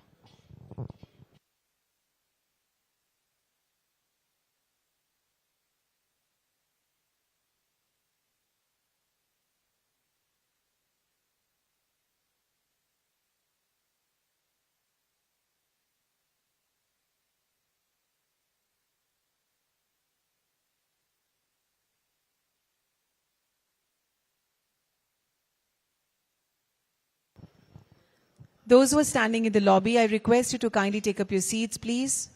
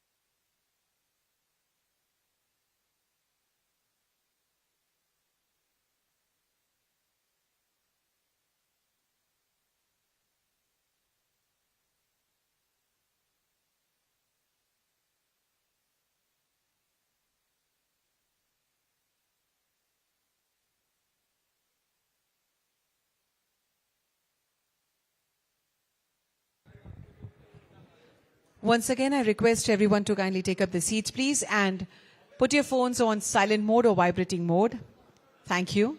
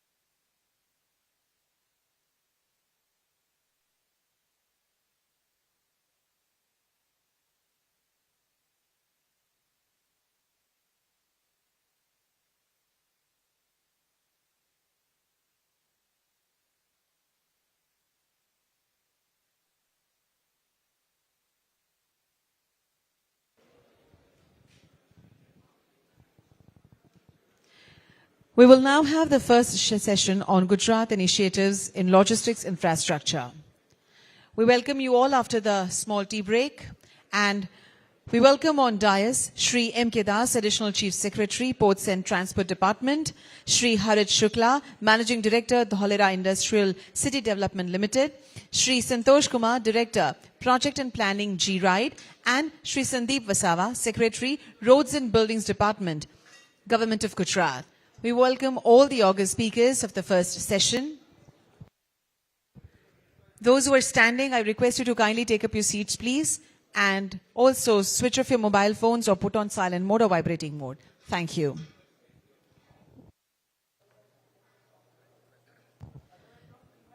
To start the session 1 on the Gujarat initiatives on logistics infrastructure, would like to request Shri M. K. Das, Additional Chief Secretary, Ports and Transport Department, to chair the session and take up his speech, please. Over to you, sir.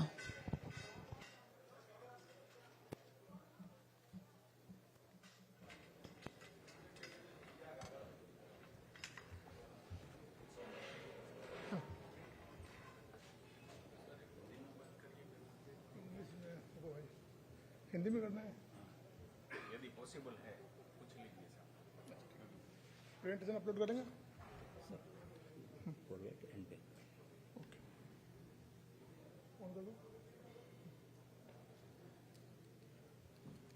Please put up the presentation, please. Yeah. Good morning, friends, and greetings from Government of Gujarat. I would like to highlight key initiatives, upcoming large projects, and our special efforts in the GATI SHAKTI sector.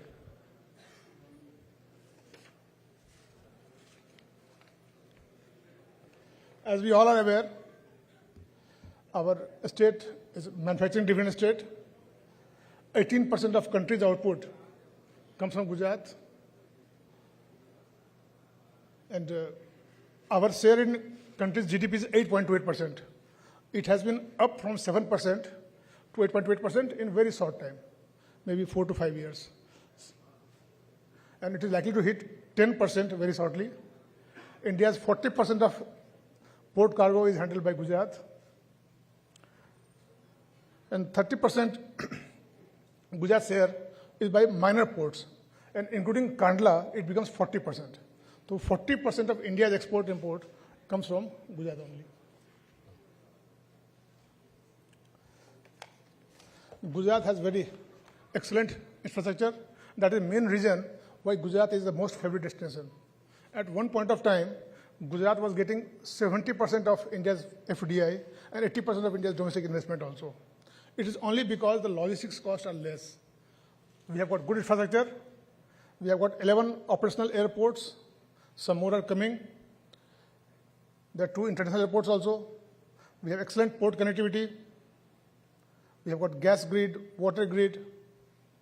And national highway also, we have got fair share of 4-lane and higher width roads. And they are highly congested in the good traffic road, well-utilized roads. A 6-lane road is coming between Dholera and Ahmedabad. Mumbai Express Highway, Mumbai to Delhi, which passes through Surat and Baroda, is also coming up very shortly. So we are adding up a number of activities. Then you can see there are a number of wonderful things happening in Gujarat. One, of course, Dholera city, Mr. Harit Shukla, he will talk about Dholera and how important it has been, or it will be in fact. Like Hazira became a game changer for India, Dholera is said to be game changer for entire world, I will tell you. The kind of potential that there is in Dholera, many will not know. Dholera is going to be bigger than Singapore. In terms of area, it is bigger than Singapore. And kind of investment opportunity it has. He's there. We have worked together in Dholera. A number of board meetings we had, and we have taken a number of decisions. So Dholera is now, a lot of demand has already come in Dholera. And with Bhavnagar port coming up and getting expanded, other day, Honorable Prime Minister had laid the foundation stone. It will complement each other. Then there is a gift city where we are sitting in. It is a wonderful addition. It is the only place in the country where this kind of facility is available. Then the dream city is coming up. And this dream city, many may not be aware, it is in Surat. It is basically for diamond bourse. It is going to be the world's biggest office complex. It is in fact bigger than Pentagon also. It's all fully sold out, and it's going to inaugurate very shortly. Then Mandal Bechraji. This is also a SIR, where a lot of growth is taking place, and a lot of work is being done. Town planning has already been done, plus all the infrastructure being provided. Then we have got a number of greenfield port projects coming up. DMIC, Gujarat is major beneficiary of DMIC. Then we have got high-speed rail. Gujarat was already land acquisition was over long time back, and work is going at a very fast speed now. So this also is going to be one big change factor. And unconventional power. Gujarat is going to be the capital of unconventional power, with 30 gigawatt power park coming only in Kutch, then 5,000 coming in Dholera, plus many more other area also.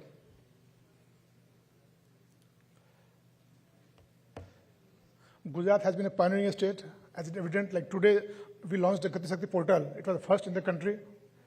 In the leads index, Gujarat has been number one for the last 3 years. In fact, since the index started, this shows our preparedness in the logistics sector. Second is we are top performing so far export is concerned. In good governance index, which not only gives you quality of ease of business, but quality of life also. We are once again number one. In the startup ranking, since the ranking started, we have been number one, and for last 3 years, we have been number one. Once it was said that Gujarat had only 3% of startup. 3 years back, it had become 48% of India's startup. So Gujarat has become a startup center also. And of course, ease of doing business. We are once again back in top, and we are top state once again in ease of doing business also. As I said, and we are the first state, and perhaps the only state to have comprehensive logistic policy. We know very well that in India, as on today, the logistic cost is 14% of GDP. While in Europe, most of the Europe, and USA it is 7 to 8%. China also has the same 7-8%. Germany is the minimum is 6%. If you want to be real leader, be the cost really competitive, this cost will have to go down. India already has cheap labor, O&M costs are low, but if logistic cost goes down, we will definitely be able to, what PM said, will lead the industrial revolution. We were the first state to have industry status to give the logistics sector. Our state logistics cell under GIDB, we have formed, and they are making master plans for cities also, not only statewide, but even city they are making master plans. India has almost 7,514 kilometers of coastline, out of which almost 22%, that is 1,600 kilometers, falls in Gujarat. And a lot of new projects are coming up there. Our Mundra port, which is GMB owned, operated by private sector, and Pipavav, of course, Pipavav team, Holland team is here. They're all here, and they're doing very well. They're very modern. So both Mundra and Pipavav, I'll say, they're the top ports in the country. And Mundra has overtaken Nova Seva also in terms of tonnage and revenue both. So we are the largest port, though we call it a minor port. As per the Act, any port which is owned by state government is minor port. But our minor port is the biggest port in the country. And a number of other ports are coming. Recently we had a CNG port, we have LNG ports, and multi-cargo ports. Many are coming and getting inaugurated very shortly. And we want to, and we are catering not only to northern India, central India, western India. Sometimes when south also, cargo comes here. So we want to augment our facility and take the 40% to even higher level. As I said, we have got a huge, state highway having our strength. Right from the day we came to Gujarat, some 32 years back, we have seen that road has been our strength. It has remained so. Roads have been being widened. Right now, R&B has identified projects to widen roads linking to ports and add new facilities also. 7 roads are coming up there. In Bhavnagar and Jamnagar, we are making a ring road. R&B department, GMB, and Urban Development Department. In partnership, they are making ring roads to provide bypasses. And they will link to port also. So port will have easier access.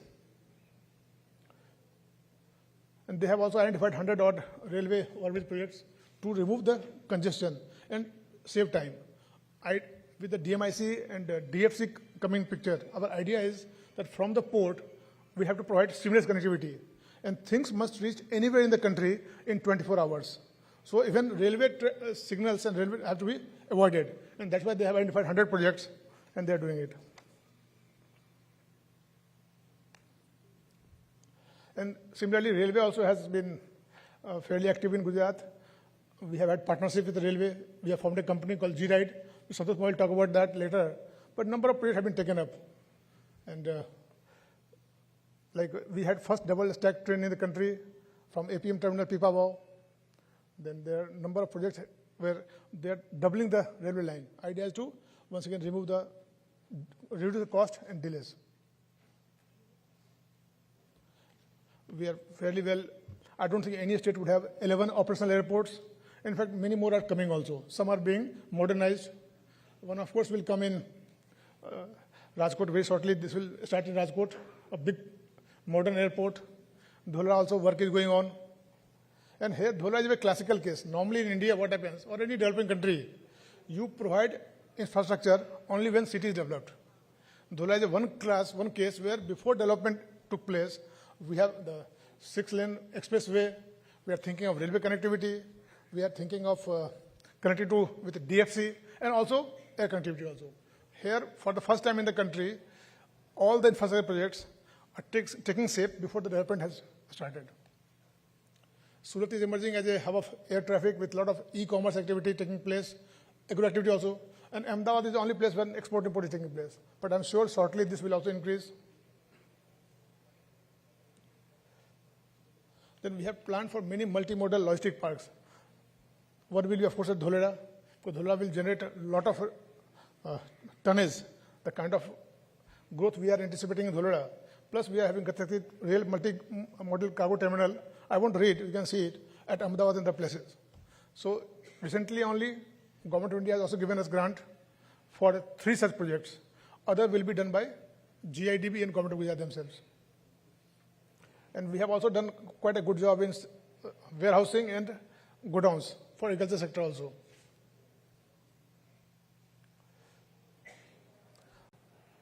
So far as the Gati Shakti portal is concerned, we have integrated 503 data layers, and this was done in 26 days only. We were supposed to inaugurate it during Vibrant Gujarat, but somehow that got postponed. So we completed all integration work in 26 days only. Collection of data, it was a massive affair. But then we didn't stop there. We started using and started testing also. At the same time, we added different layers in NOCs. So all departments, all together, they identified 46 NOCs, and that we have been able to integrate all of them with this place. We have also integrated all the revenue details, including court cases. Cases going on High Court, District Court, or Revenue Court, all have been linked here. So anybody who wants land, he will know all the details about the connectivity, resources, how far is the airport or road, plus whether any court case is going or not, whether land is clear or not. Everything will be available.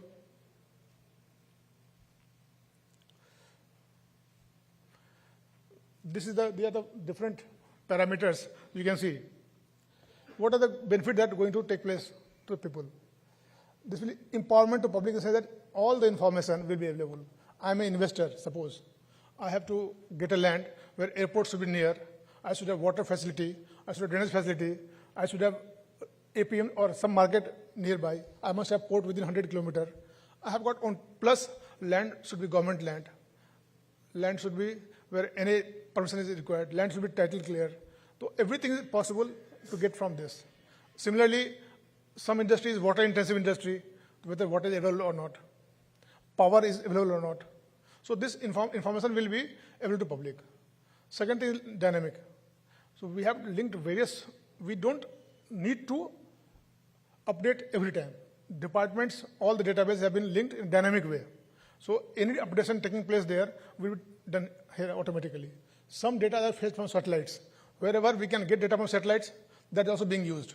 And all have been integrated together. So a lot of data will be, bilkul, what I can say, it is absolutely real time. Some data, of course, will have to be fed by department in their website. It will face their data. So the one big challenge is how to keep data really available. There is an online approval process. This is very important. When I make a road, suppose, I will show an example. I need to cross rivers. There are a number of pipelines going inside. I need to cross them. I need to get CRZ clearance. I need to get clearance from Forest Department or so ever. So this model will tell you where and from whom you take permission. I will show you an example there. You can get the permission there, and this software will also automatically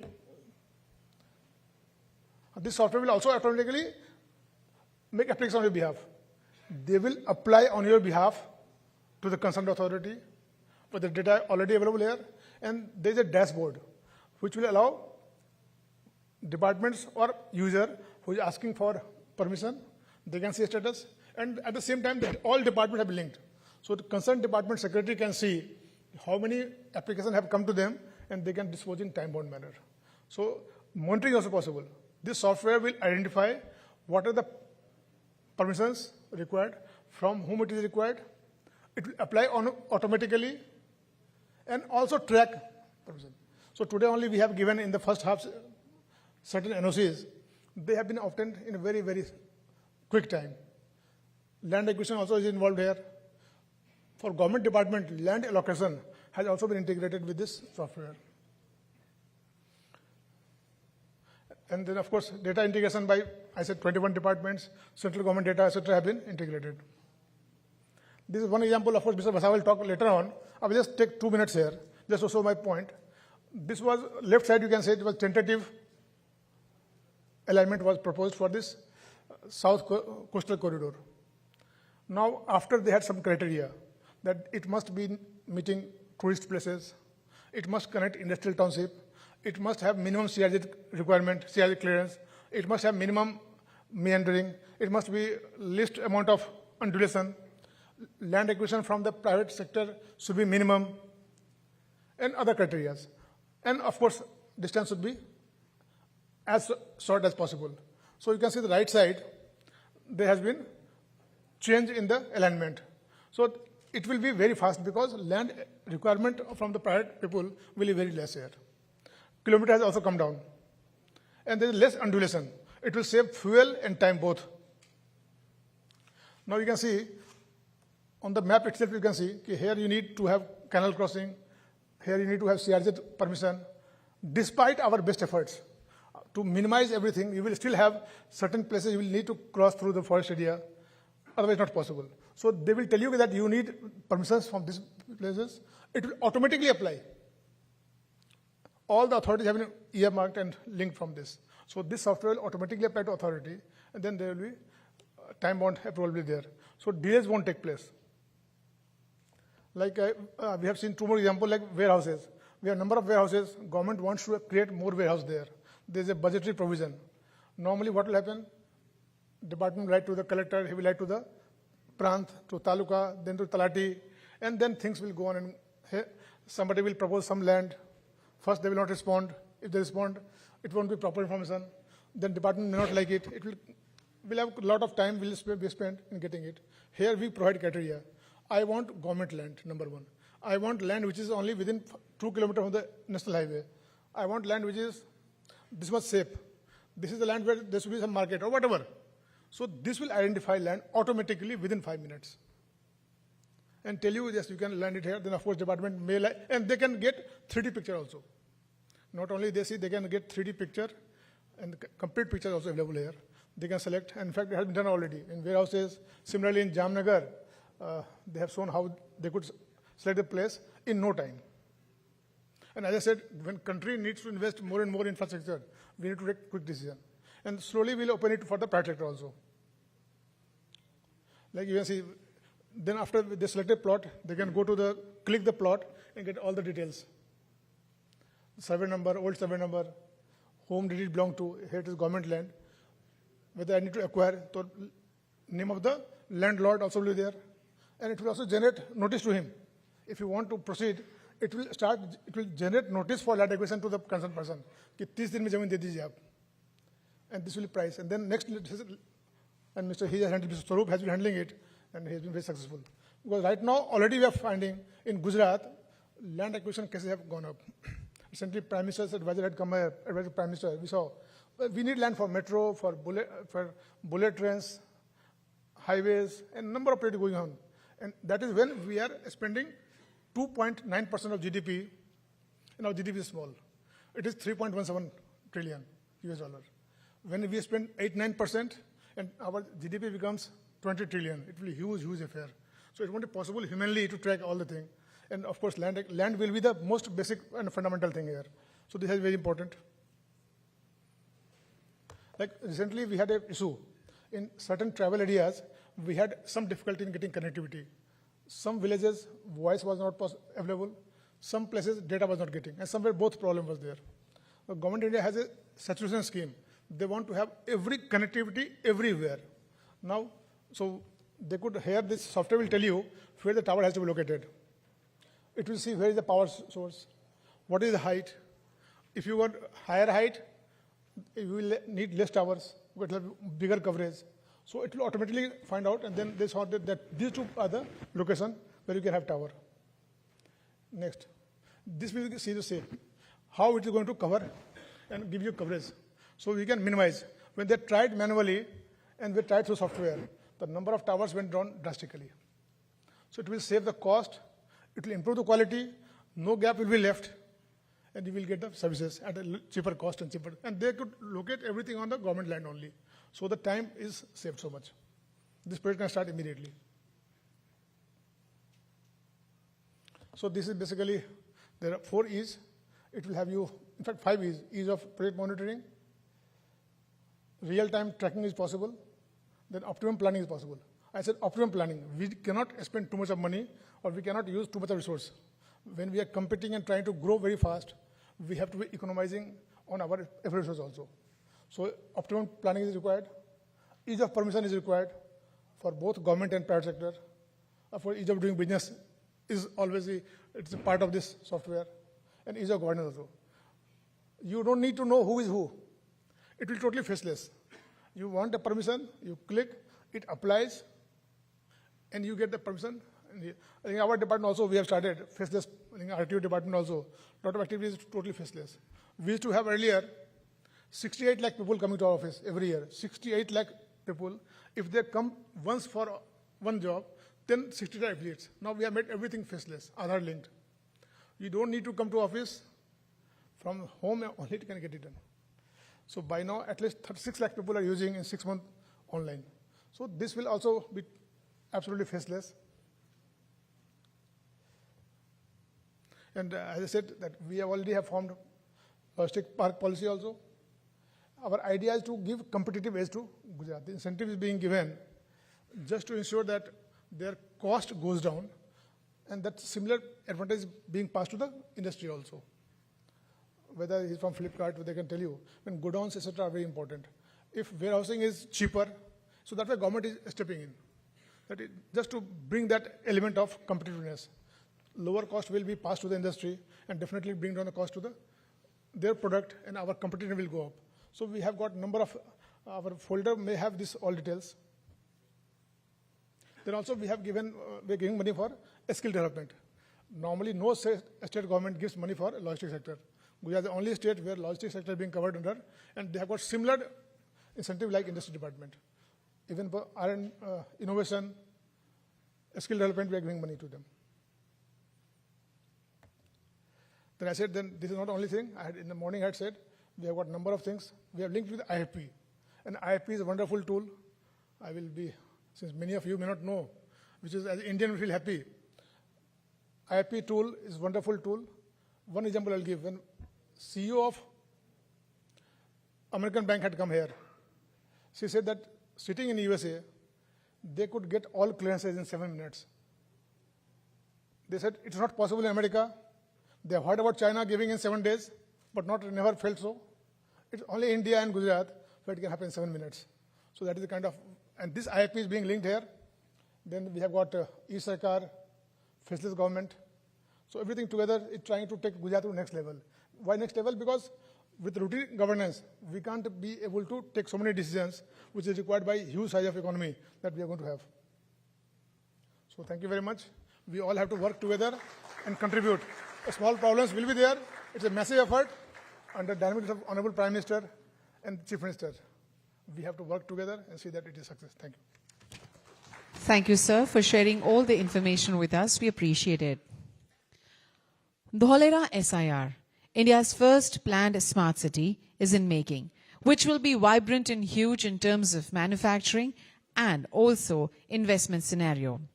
Let's have a look through an AV regarding Dholera SIR.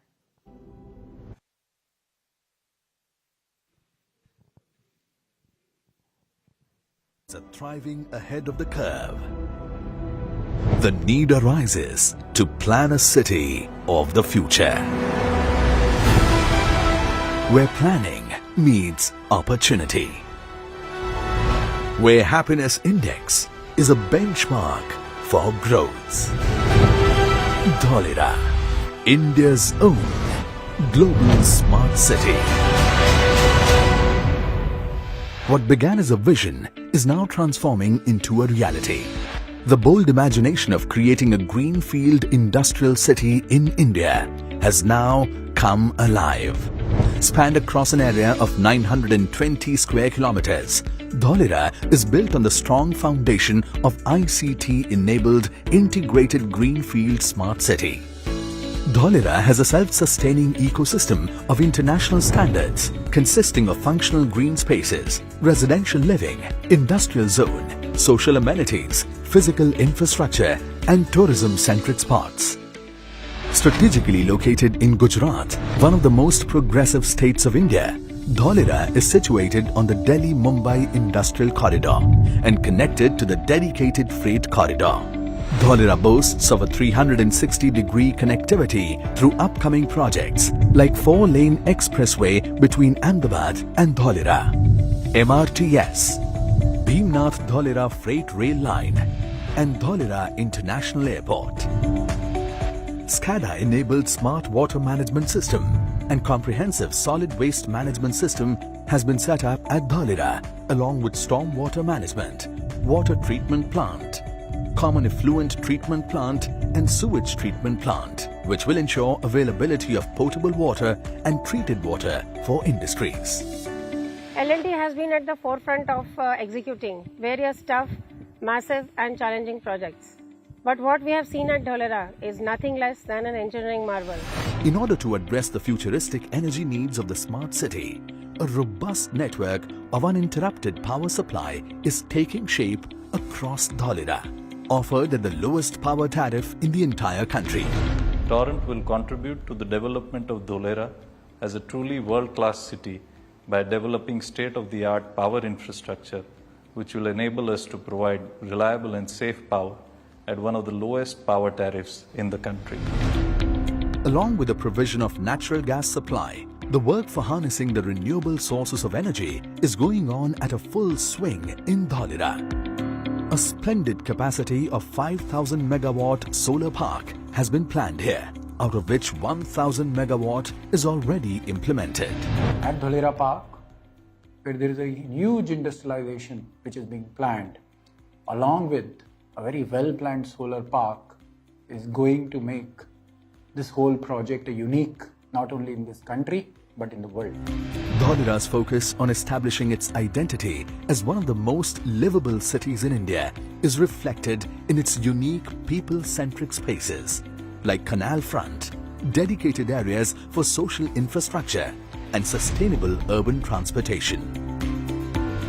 Taking a lead in the same direction, the government of Gujarat has ensured ease of doing business through fast-track governance, single window approvals and time-bound clearances for entire Dholera SIR.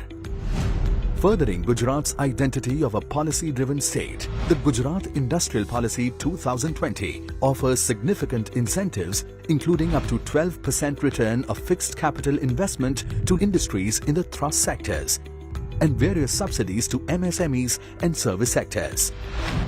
The recently announced Gujarat Solar Power Policy 2021 also aims to reduce the power costs of industrial units by around 50% by removing the capacity ceiling for setting up a solar project in the state.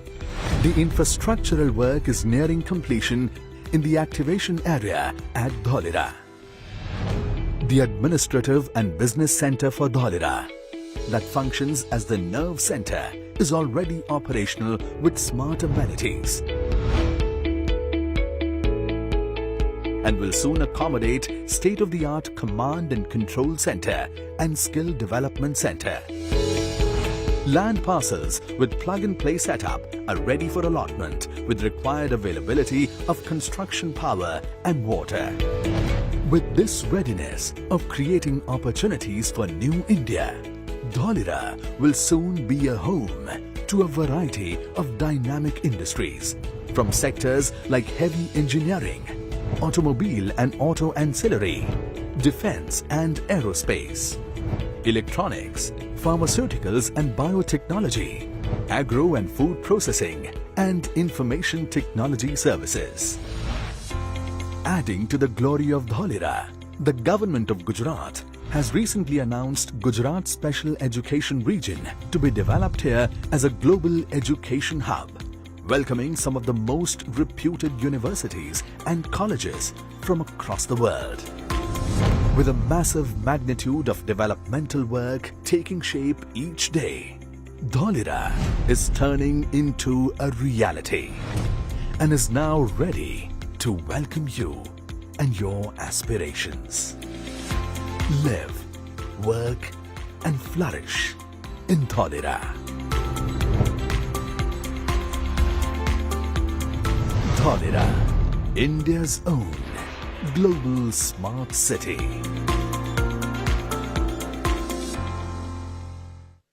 I now request Shri Harit Shukla, Managing Director, Dholera Industrial City Development Limited, to kindly throw more light on Dholera SIR. Over to you, sir.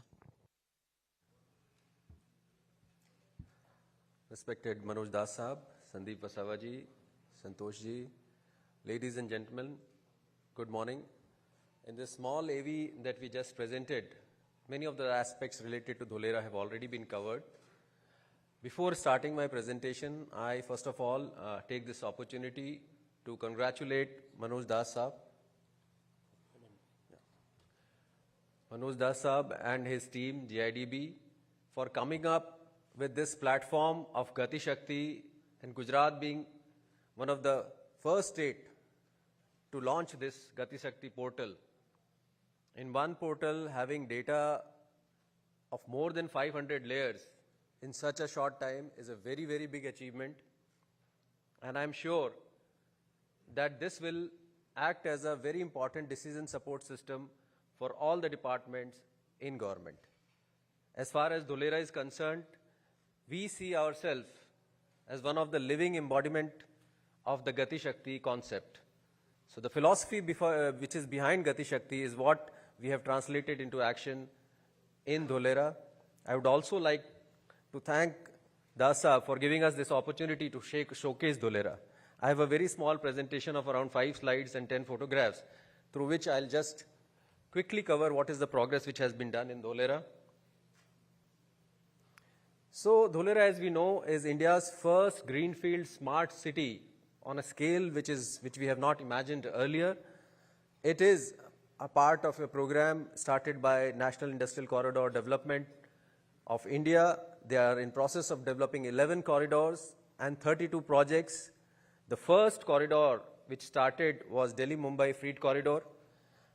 And in DMIC, Dholera is the biggest and the most important node, which covers an area of 920 square kilometers. And this is also one of the nodes which is in the advanced stage of implementation compared to all other area. Just to give you an idea of how big this project is, this is the total map of Dholera.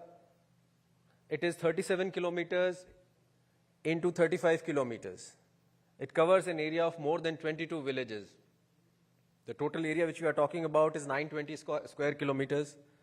Just to give an context, Ahmedabad city is roughly 500 square kilometers.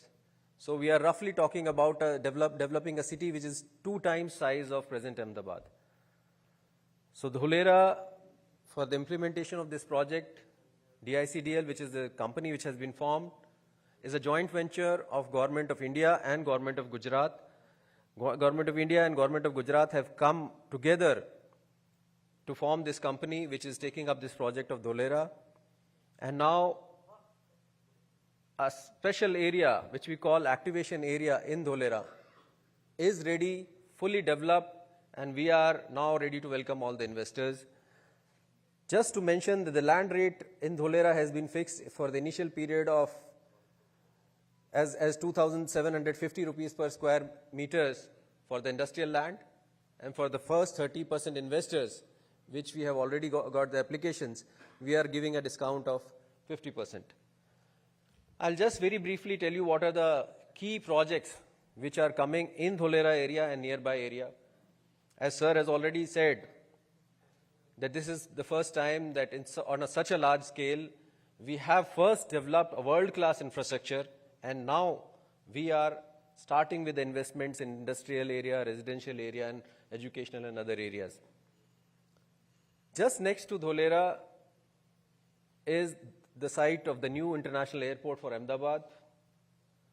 This is one of the biggest airport in this country, 1,400 plus hectares of land, 2 runways, each with a length of more than 4 kilometers, equipped to handle any kind of aircraft, and it is been designed in such a manner so that all the requirements for next 30 to 50 years are taken care of. I'll talk about it later also. Yes, all the other allied activities like MRO or the cargo hub or the logistic parks, we can be easily taken up. Besides this airport, also we have land parcels available with the Dholera Airport Company, which can be utilized for other projects, even defense-related projects. The second thing which is importantly coming up is a dedicated expressway exclusively for Dholera. So there is a greenfield alignment on which the expressway has started, Ahmedabad to Dholera. This will reduce the travel time from Ahmedabad to Dholera to 60 minutes. Then the activation area, out of the 900 square kilometers of entire area, we have been developing 22.54 square kilometers of area with world-class infrastructure. 52% of that area is industrial, 28% is residential, and it boasts of plug-and-play infrastructure, which I'll talk about in next slide. The entire city of Dholera can be powered by solar power. We already have more than 8,500 hectares of land in our solar park, and we have approvals for more than 4,400 megawatt of solar capacity, out of which 300 megawatt of Tata Power solar plant is already commissioned. There's another project which we are coming up is Bhimnath-Dholera connectivity freight line, which will connect Dholera to Bhimnath and through Bhimnath to Delhi-Mumbai freight corridor.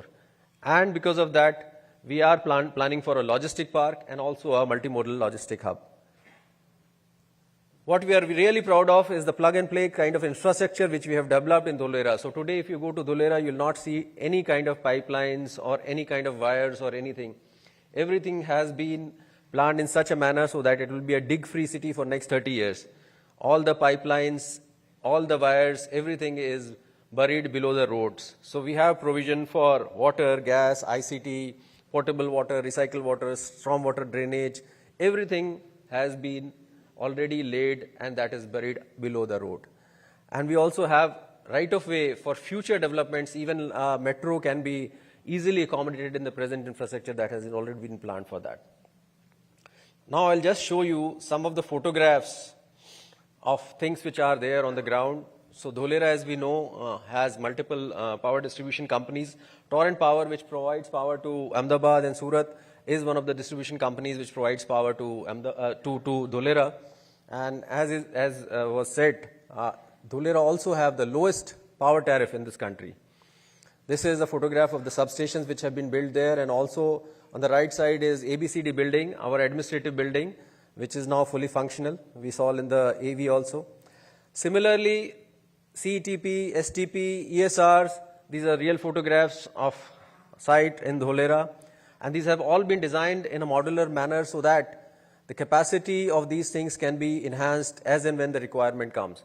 So today, if we have a CTP of 20 MLD, it can be further enhanced to say 50 MLD whenever the need arises. We have land availability and the design also permits for that. These are the photographs of the expressway which is coming up from Ahmedabad to Dholera. It's a new greenfield alignment. Land acquisition has already been completed. The work on the roads has already started and it is expected to be completed in Q4 23. That means end of the next year probably. Along with this expressway, we also have right-of-way for high-speed rail connectivity. This 90 meters of width is being utilized for expressway. There's another 30 meters which will be available, which is already in our possession for development of a rail link from Ahmedabad to Dholera. And the planning for that has already started. At appropriate time, I'm very sure that we'll have high-speed connectivity between Dholera and Ahmedabad. The next airport, as I said, of International Airport of Ahmedabad is coming up in Dholera. The contract has already been awarded in July, and we hope that this will be operational in 25-26. We have Airport Authority of India as our majority partner in this company, which is developing this airport. These are some of the photographs of the site of the International Airport. The road widening work has already started. We are also taking up a lot of flood mitigation measures there. So there is a garland canal which is being developed around the airport so that to avoid any kind of future flooding in that area. Then these are the photographs of our solar park where we have capacity as of now for more than 4,400 megawatt and which can be expanded in future to take it to higher capacity also. And this is the functional 300 megawatt plant which has been developed by Tata Power. We have all the CRZ clearances and land in our possession for 4,400 megawatt of solar park. As I said, Dholera we feel is a living embodiment example which fulfills the objectives of PM Gati Shakti.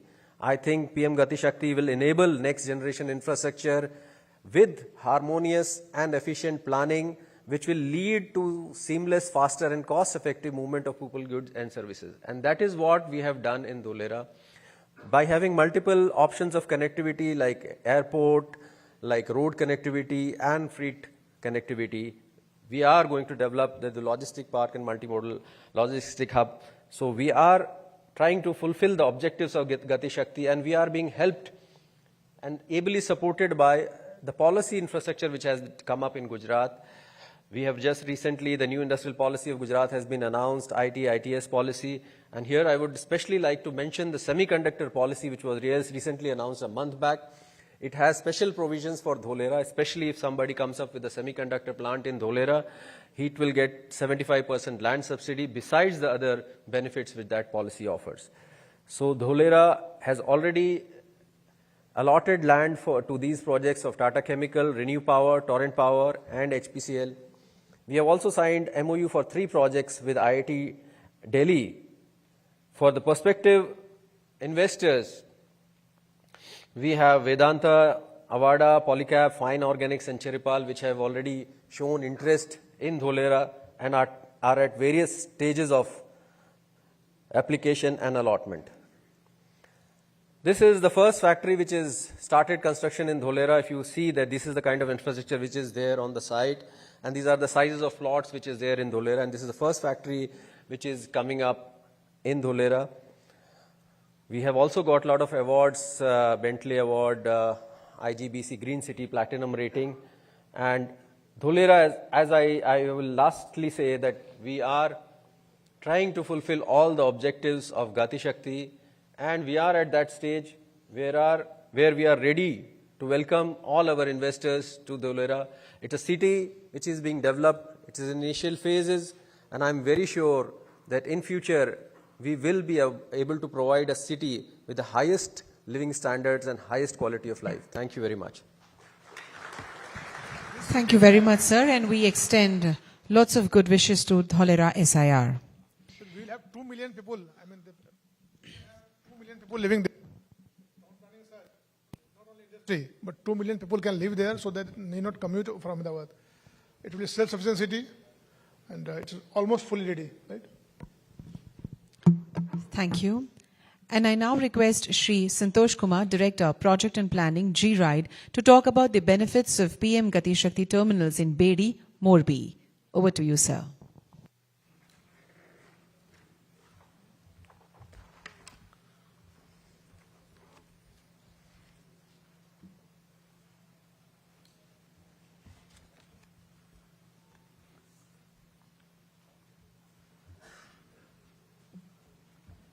A very good morning to everybody.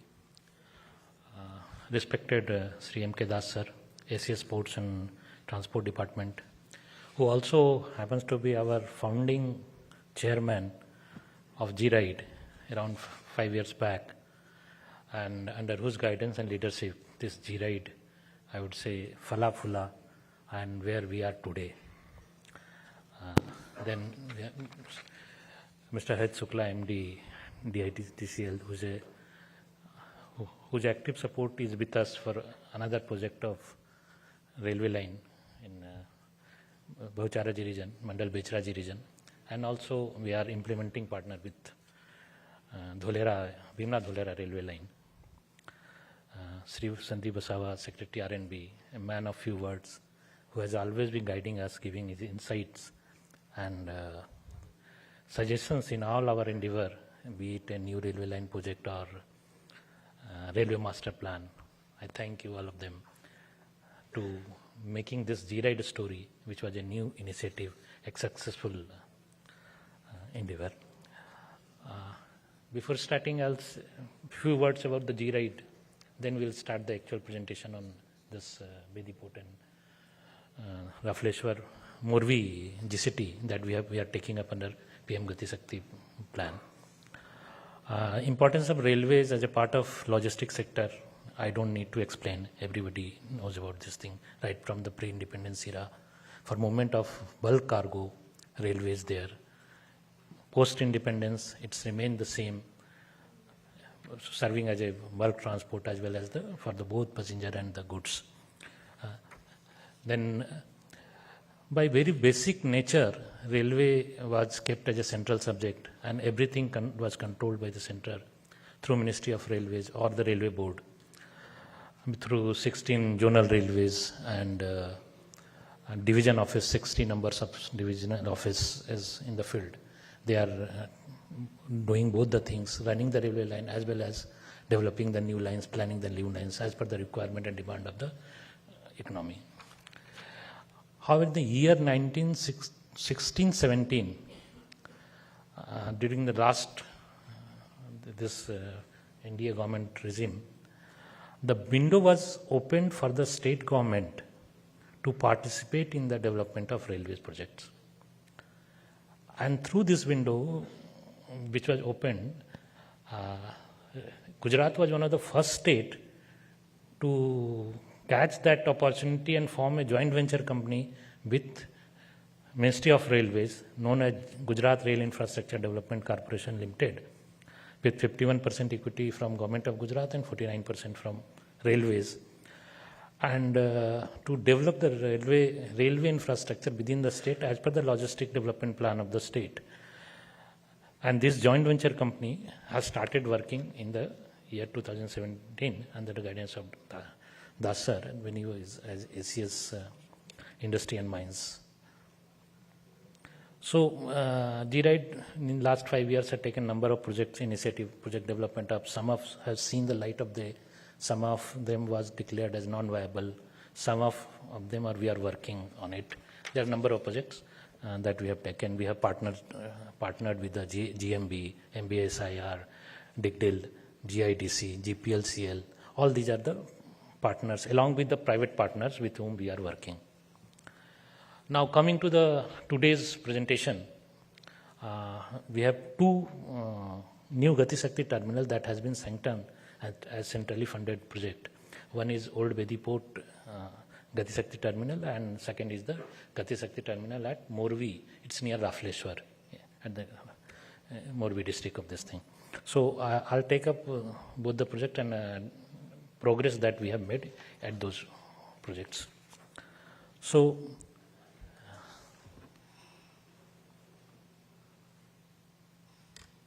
this one. This one.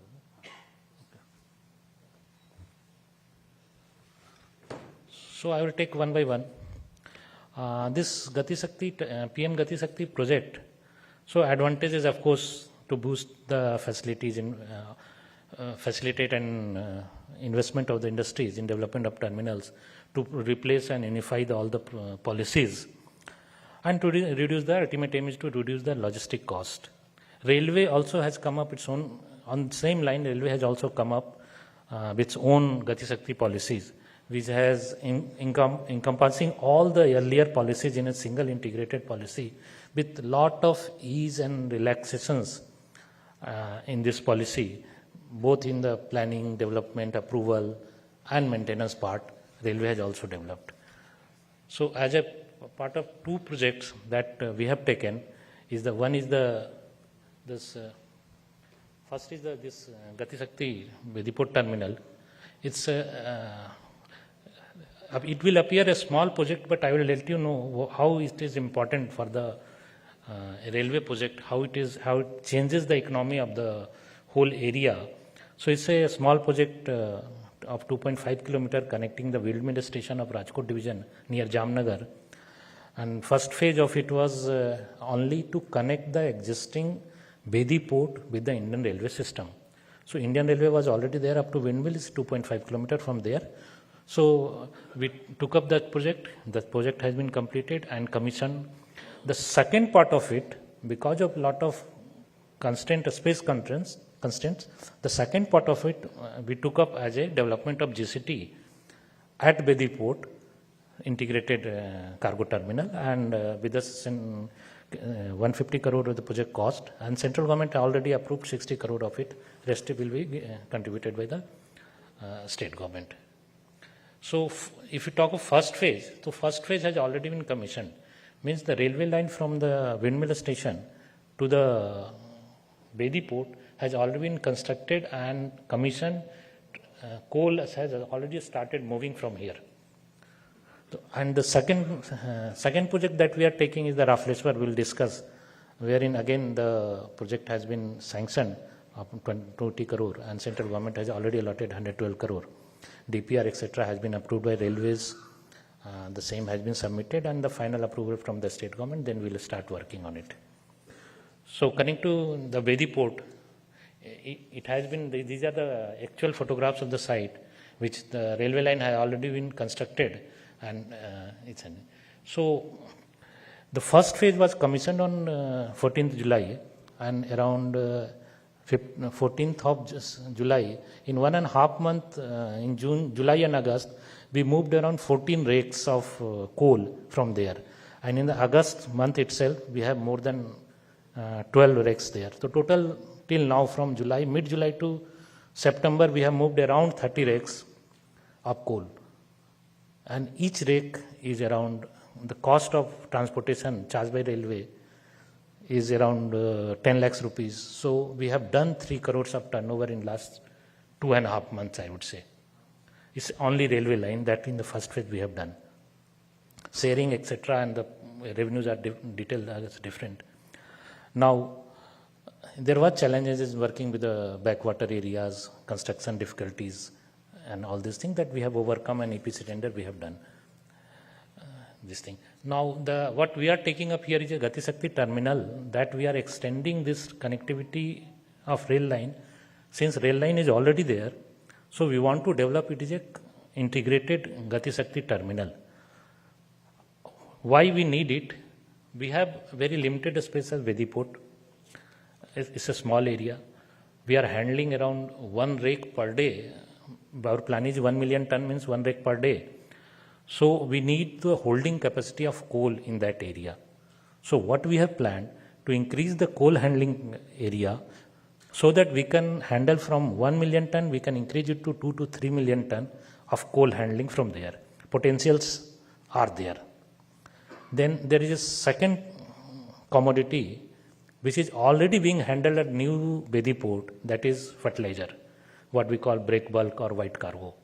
Since it cannot be combined with the coal in the same area, we need to develop a separate line and area for handling this break bulk cargo and similar white goods. And the third potential here is the containers. 2-3 rakes per month is already being done from the Bedi port. And Jamnagar is the place where all the brass works happen. Lot of containers from Mundra come to as a brass scrap and the finished products that goes to Mundra. So this all being done by the road transport. And lot of challenges are there because brass is a costly product. So lot of complaints and this thing is there in through road transport. So this is also the hub where we are planning to develop a container depot to handle the container. So these are the three identified cargo which is already there, that for them we want to develop the facilities in this Gati Shakti terminal that we are planning and the sanction and everything. So regarding cost advantage, if one calculation has been done for the container movement, which around we will be saving around 4,000 rupees per TEU per container of 40 feet container. This is the simple calculation. I will tell you the live example, the real world example of the cost advantage. Right now, all the coal to GE Sikka, the electric generation company at Sikka, government is being, the coal to that plant is being brought from Navlakhi or the Mundra port. If you see the distance from Navlakhi, it's around 150 kilometer, and from Mundra is more than 250 kilometer. And from Bedi port, it's 45 kilometer. So in the money terms, if I convert from FIS system, one rake of coal from Navlakhi costs around more than 20 lakh rupees. From Mundra, it costs more than 30 lakh rupees. From Bedi port, it costs less than 10 lakh rupees. Even we leave the discussion कि इसमें फायदा किसको हो रहा और कौन किसका ज़्यादा advantage है. You see the advantage that our economy as a whole is gaining. From 20-30 lakhs rupees per rake, what right now we are moving is 10 lakhs rupees per rake. It's 9,80,000 or so for 4,000 metric ton. That is coming actual cost on this thing. This is the advantage that we are getting. Plus the congestion at bigger ports, hub and spoke model, what we talk of, it's a smaller port serving this thing. This is the cost advantage. Initially, we were struggling to bring the 10% of IRR that finance ministry says. We are a bit conservative in projecting the growth and calculating the IRR. So I was just thinking, had we given it a better projection, giving to say Big Four or something, you see capitalize the thing, engine turnaround, it got reduced. Wagon turnarounds, it got reduced. Manpower, reduced. You keep on doing, ease of doing business, it is reduced. Not that. We have not added the cost of carbon footprint that we are saving here by reducing the distance and this thing. So if we add all this in a cost term, my project IRR may go up to 20%. And almost 2 lakh rupees per rake I am earning as a revenue share through this small company. 30 rakes means 60 lakh rupees I have already earned in 3 months. This is the potential and cost advantage that I am talking of. But the second phase, to increase it, to facilitate more, we need a second phase of this thing where we will increase the cold handling capacity, we will increase the white goods handling capacity, we will increase the area for container movement. And this is how we plan to take this project. And everything is online. Land has been identified, processed. It's all government land. So that will not be a much issue. It has to be taken on lease and all. Fund is already available. This is the plan. If you see, the left side is the existing windmill and railway station, and the right side is the port. So rail connectivity from this windmill station to the port is already completed. On the right side, what you see is the green and pink patch. Green patch is of GMB land. Pink patch that we need to acquire. It's a salt pen, I will say. It's a salt pen, earlier salt pen on lease. Now it has to be taken from on lease. So if we extend, the black one is the coal handling facility. We increase the area, my coal handling capacity will increase 3 to 4 times. So what we are handling 1 million ton, we can easily go to 3-4 million tons per this thing. Putting an extra line is not an issue. We have 2 spurs right now, we can put one more line over there in that area. That is not a big issue for us. It's not a cost intensive. And if you see the pink marked hatched area on the left side, that we have proposed for the container and white goods. It's a completely separate area. Again, the salt pan, where we have to fill in this and this have to be developed. So these 2 parts, with some additional lines, we have taken in this Gati Shakti terminal, and it's already very viable, feasible project, and we will extend it to further to. It will provide to whole area of Jamnagar, and as such, the complete logistic plan of that Gujarat, this will help. This was the first project. Now, the second project, that is equally important project. Morbi, nobody needs the introduction. What is Morbi? Why it is famous and all. Morbi is already there. Tiles factories, paper-based products, all being handled by through roads. We have some new yards and these terminals developed near Malia and Sukhpur and all. This container depots has been developed. So there some portion goes to those areas, but it's again the logistically very challenging. This thing, you load the tiles from factory, take it to the terminal depot. There again it will load to railways, go to Mundra, do the custom clearance, go to the port. So it's a very cumbersome this thing. Again, the same story goes for the inland movement. So what we are planning to have a GCT with custom clearance facilities right at the middle of the tiles factories area or the Morbi. So if you see, this is the plan, this is the what yellow road is, Wakaner to Morbi road, is around 30 kilometers from Morbi towards Wakaner. The railway line is already existing, Wakaner Morbi, and we are taking a railway line from Makansar. We are taking Makansar and developing a GCT there. This is the area that we are developing. So this area has been identified. It's a complete government land, 40 hectare land, 32 hectare land is fast phase. That is already under acquisition. And if you see, right outside the boundary, there is a GIDC, there are tiles factory, there are other factories, there are paper-based factories. It is inside that hub of tiles manufacturing area that we are developing this thing. Again, the cost advantage going to Mundra, less than 4,000, all the things that is going to Mundra and then to export, and same to in the inland.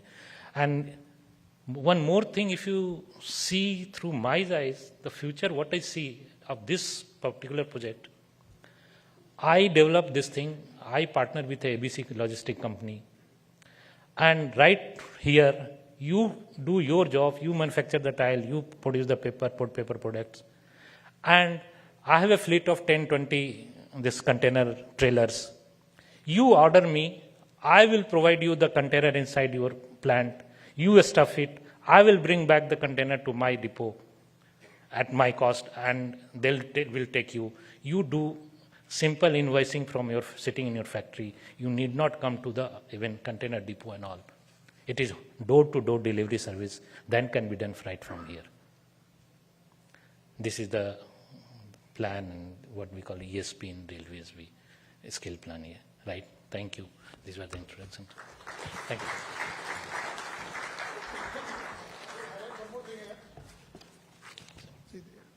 It may look very small in terms of revenue.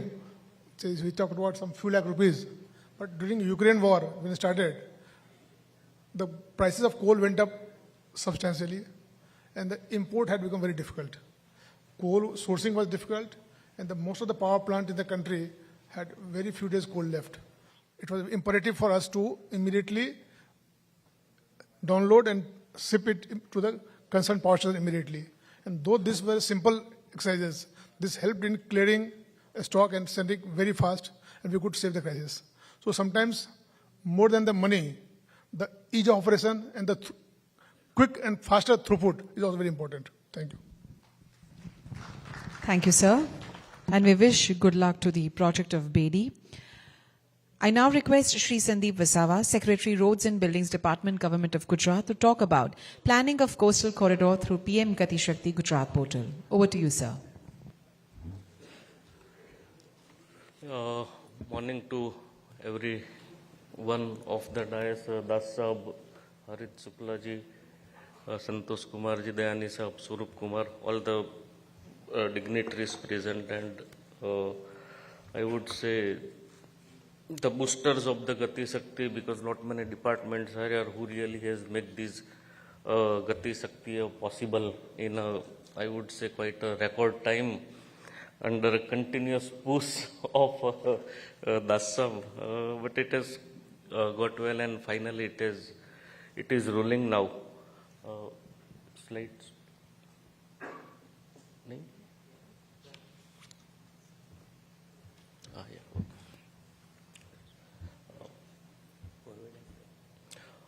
So basically, this is what is a coastal highway.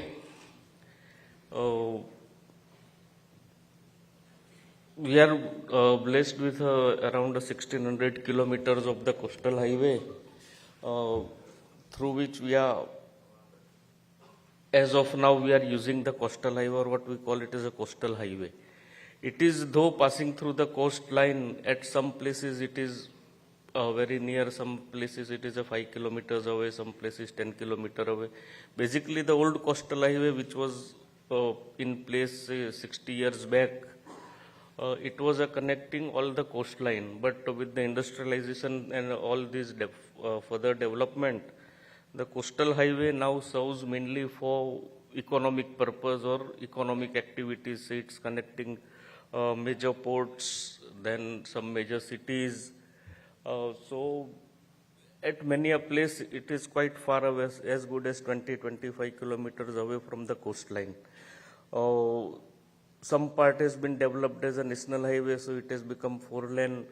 But if it doesn't, I mean, though we are having 1600 kilometers of the coastline, we have not been able to get the full benefits of the coastline. So I'll just give you a simple example.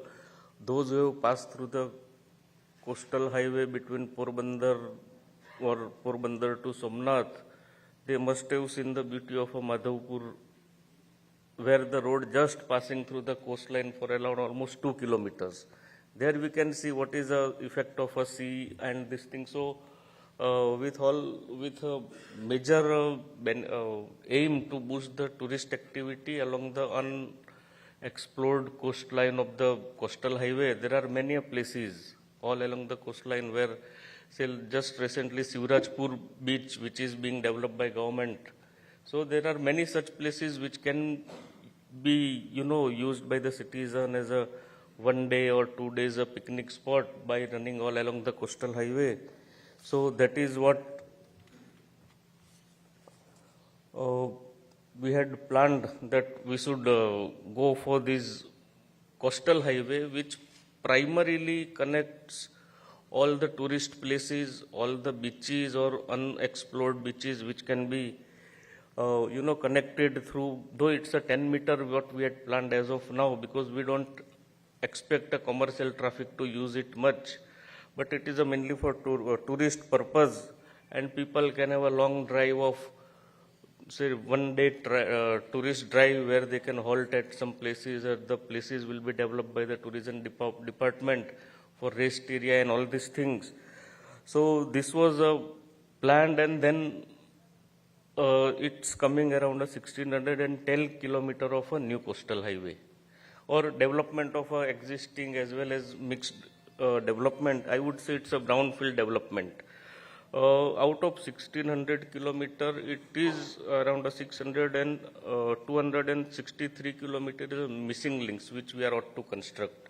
It covers many major bridges. Just for example, one bridge near Navsari, which connects Dandi to the Dandi to the, we would say, northern part of the coast. It will come in the next slide. One major bridge we are constructing near Khambat, which will connect, as of now, all the traffic of the South Gujarat is coming through Vatraman or Tarapur Chokdi, which is known as.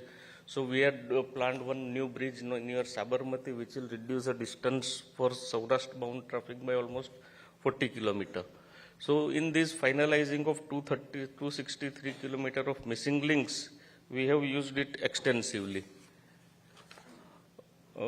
So there has been a lot of constraint in making a new alignments, because we have to go for the SCRZ clearances.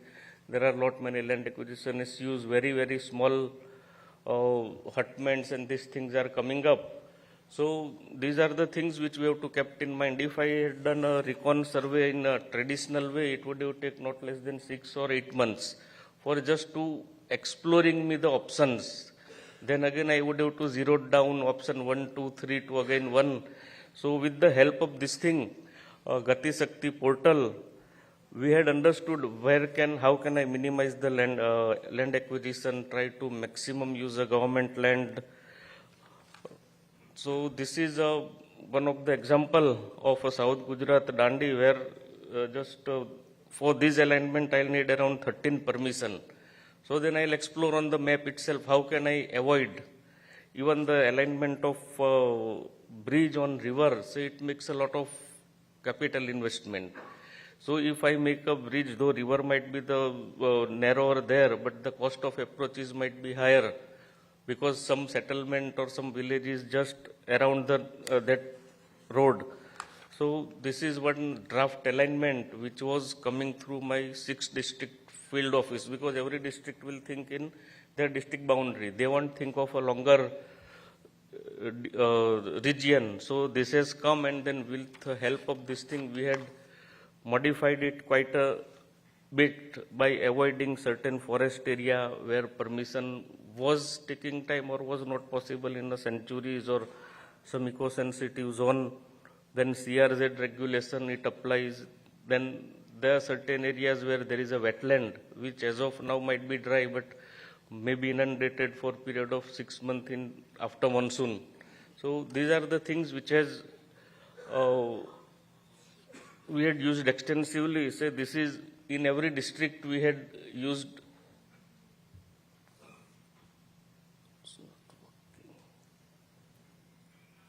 Say this is Anand and Ahmedabad district. Whenever we are connecting two districts in the terms of state perspective, I can't look into the district perspective only. So say like this, the bridge which we had told. Here the issue was that Dholera SIR is coming up. It is around 900 square kilometer. It covers almost, I think, 30 or 40 kilometer of existing road length. Boundaries inside the road, so we have to plan our new road in a way that it gives a maximum benefit to the people who wants to go to the SIR. So that way, or sometime the villages which may be near, so we have used this for finalizing of one new bridge near Sabarmati. Other issue was there, at this place 7 rivers are accumulating near Vautha, and then it's spreaded over kilometers of area. So how to minimize the bridge cost? I have to avoid the wetland lot many. Otherwise, the bridge length might go 10 kilometers, which we can't afford. So these are the various, pros and cons of each and every alignment that we had gone extensively. This is what I am talking of. This is the alignment which was earlier proposed, and then we finalized it differently. So this is a basically missing bridge alignment. It's not working somehow. This is for the Navsari district, which I just spoke.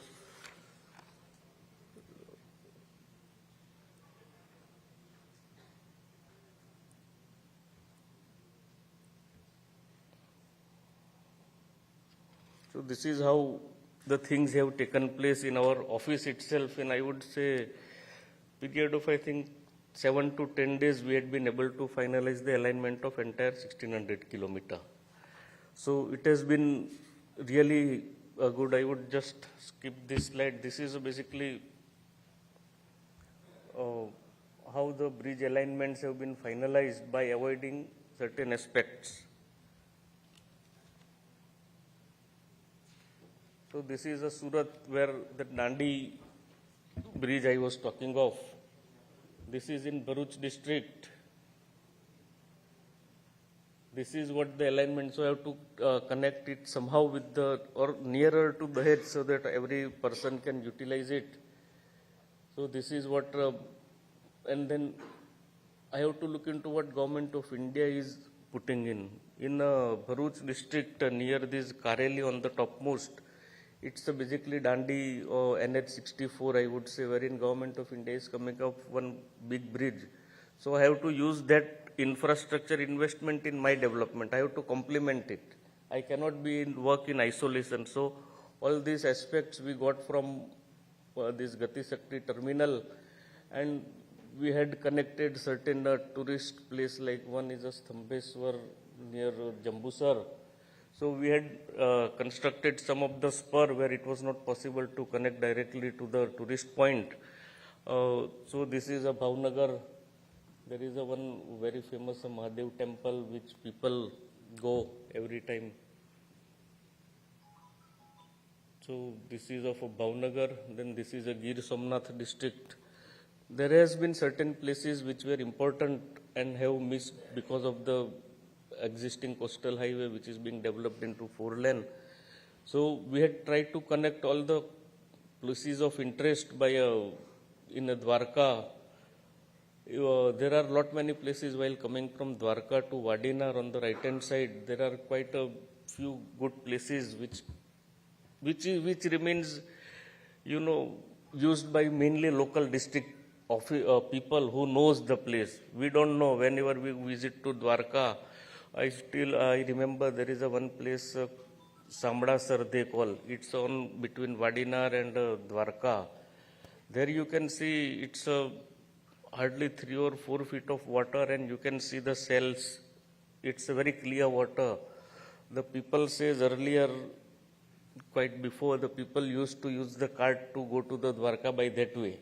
So there are many unexplored things along our coastline. So we had tried to, utilize it to exploit, I would say, rather tourist opportunity or this thing to the state. So otherwise, which would have taken 8 or 9 months or maybe 10 months, we could finish in, I think, less than 10 days by using, because everything was available. I have not to go to the forest department, not to the revenue department, I have not to inquire on the site what is the CRZ regulation which is applicable. I can see all the lines, so I can finalize the thing.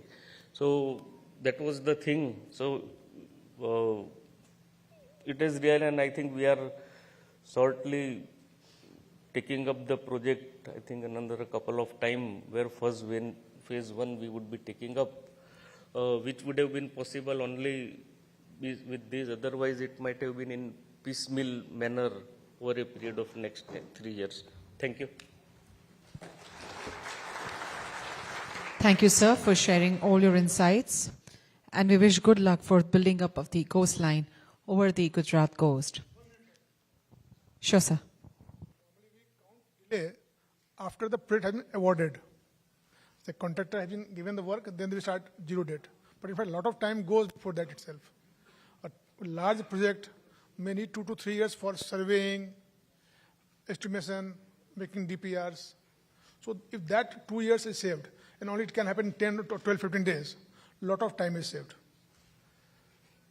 100 crore project, 2 years means at least 20 crore saved. Otherwise, you would have paid 120 crore rupees. So you save 20 crore rupees, you save time, plus during project execution also. Once you know I have to remove, I have to get, ONC line is there, power line is there, this is there, I know. So I account for that and I'm able to get it done much before. Otherwise, what happens? There is a delay takes place, contractor gets notice, there is a problem in payment. His capacity to take up more projects goes down. There are more litigations. So we keep fighting in court than on field. So both private sector and government both suffer. Delays takes place and money also cost goes up. So this tool is very good in that sense. And not only that, we are saving time. What he told that we can link tourist places, places of industrial importance, religious importance, at the same time reduce the length also. So it's a wonderful tool, and as and when the time goes, we will realize, all department and when industry will realize how good it is that. Thank you. Thank you, sir. So we would like to hand over the mementos. I would request M. K. Das sir to hand over the mementos to all the three august speakers.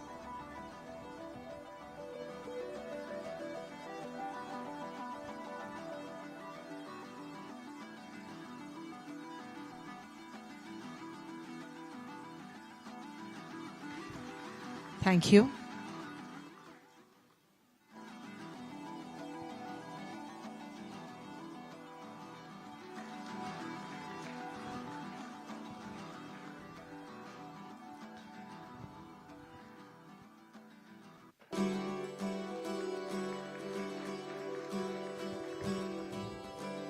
Will request Shri Nimit Patel, General Manager, GIDB, to kindly hand over the memento to M. K. Das sir.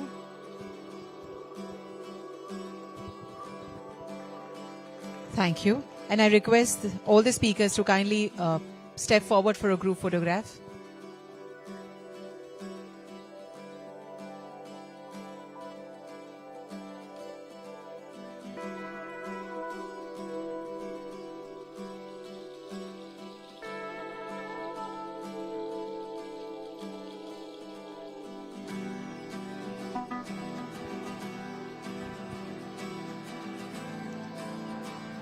Thank you, everyone, and thank you for sharing all your inputs. They are highly informative and appreciable. Thank you. We will now move towards session 2, Gati Shakti and Logistics session.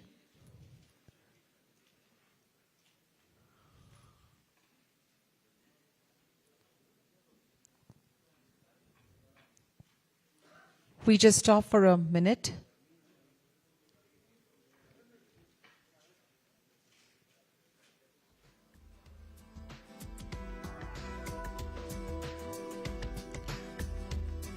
I request everyone to be kindly seated as we now open the floor for session 2, Gati Shakti and Logistics session. And it will be chaired by Vice President NICDC, Shri Abhishek Chaudhary. Please help me welcome Shri Abhishek Chaudhary, the Vice President NICDC Limited. Mr. Ajay Patel, Project Director, BISEG N.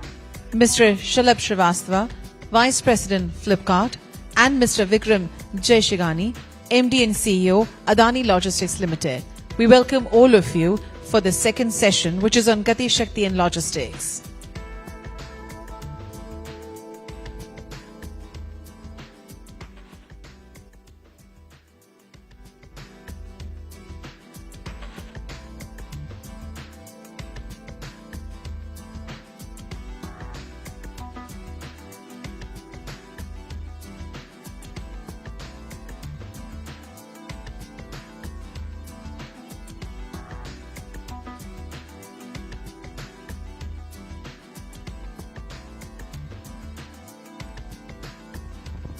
Just to warm up ourselves, can you have a big round of applause for all the speakers right on the dais? Thank you. To start the session, I would request Shri Abhishek Chaudhary, Vice President NICDC Limited, to kindly talk about PM Gati Shakti and National Logistics Policy. Over to you, sir.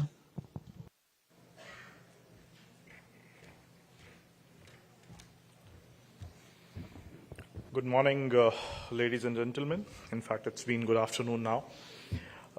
It's been a great privilege and honor for sharing the dice with this august gathering And better, I should talk about the Government of India's perspective about how PM Gati Shakti will be helping. Since morning, you have heard about what Gujarat is doing, though Gujarat has always been a front runner in all these initiatives, whether it talks about the digitization or building smart cities. But I'll just give you a perspective of what PM Gati Shakti at the national level is. And recently, Honorable Prime Minister has announced and launched the National Logistics Policy. So what all is being done in terms of bringing digitization to the logistics sector of the country, that all I will cover as part of my presentation. Can I have the presentation, please? So, as we all are aware that Honorable Prime Minister has launched the PM Gati Shakti on 13th October 2021. So, I've tried to capture what at a nationwide level, what all has been done as part of the Gati Shakti initiative in the past 1 odd year. As we all know, in terms of logistics is basically handling of the goods and services from one place to another and making it reach in the most effective manner and the least cost. The challenges which we know that India is right now standing at 44th rank in the Logistic Performance Index ranking, and this rank needs to be increased. And there are a lot of parameters which are listed below, which defines our Logistic Performance Index ranking.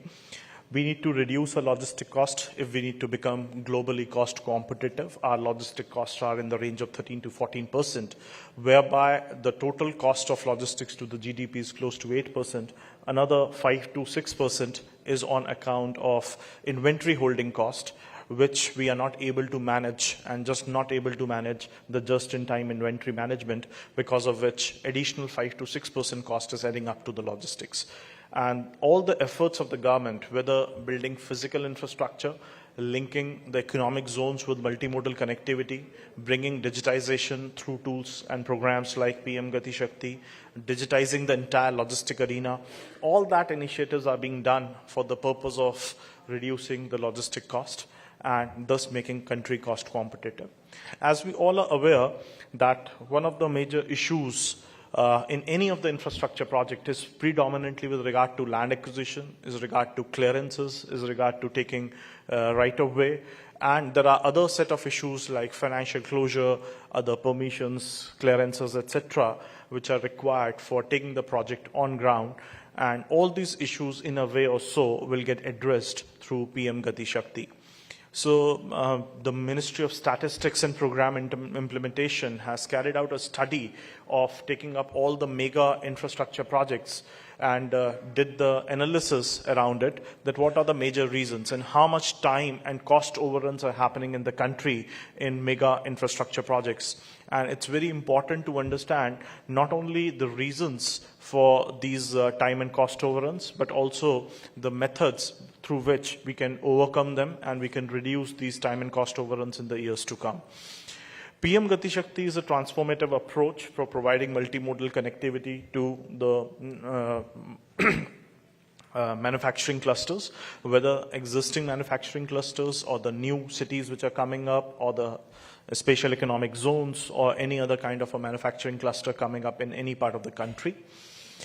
23 central ministries portals have already been developed in the past 1 year. More than 1,500 layers, close to 900 odd layers at the central level and close to 638 layers at the state level has been mapped as part of PM Gati Shakti. Most of the states have been onboarded. Now the state governments have started building their portal, and since morning the Honorable CM has launched the portal for Gujarat, and I have been informed by my colleague Ajay that Madhya Pradesh is going to do that on 18th, and similarly UP is doing it, and other states are progressing very fast. And it's a kind of a cooperative federalism, or you can say a sense of competition, which has been inculcated among the states to make these portals, to make these portals put to use at the earliest, and all the departments of that state should start using it as one of the major planning tools. So 12 planning tools has already been developed, either for the purpose of acquiring land, fixing up the right-of-way, fixing up of the alignment, taking forest clearances, understanding whether this project is passing through any kind of a wildlife sanctuary or passing through any kind of an area which is ecologically sensitive. All that can be done now by sitting on a desktop, by sitting on the PM Gati Shakti portal. And the whole time of planning a project, as Das just pointed out, will get drastically reduced. Just for an example, a road sector DPR project used to take close to 9 months to 12 months time to fix the alignment. And that alignment gets impacted because of a lot of vested interest coming into play during the course of fixing those alignments. All that can be mitigated, and rather than taking 9 months to 12 months for fixing a road alignment, it can be completed, and the entire DPR can be completed, including no requirement for undertaking the physical surveys, etc., within flat 3 months. Not only this, the alignment part of it, but also the cost of acquisition of the land. Where can we maximize the alignment passing through the government land so that the whole process gets expedited? What will be the cost of acquiring land? What will be the cost of filling? So in terms of financial estimations also, the Gati Shakti will definitely help, and its tools will definitely help. And it's a dynamic portal, means whatever has been done till now is going to improve. The layers going to be add up as we speak. More and more requirements, more and more use cases will come in, and it will keep on growing as we speak. So this is, I think you must have seen the demonstration also. At the nationwide level, the entire country, national highway network, expressway network, your village roads, your roads which has been constructed among PMGSY has been mapped. Just wanted to tell you a very important thing, that this road network of the country has been mapped into 3 different time zones.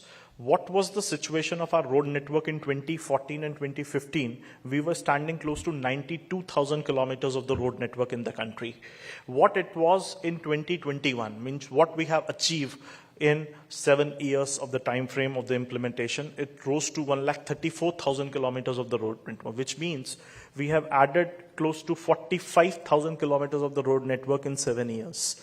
And what it will be in 24-25, which is the target is 200,000, 2 lakh kilometers of the road network, including expressways, including village roads, including national highways, state highways, etc. Which means we will be more than doubling our road infrastructure in last 10 years. In this decade of 2014-15 till 2024-25, our road network will get doubled, which means the impact, the economical impact, the cascading impact of the creation of this road assets on the economy will be enormous.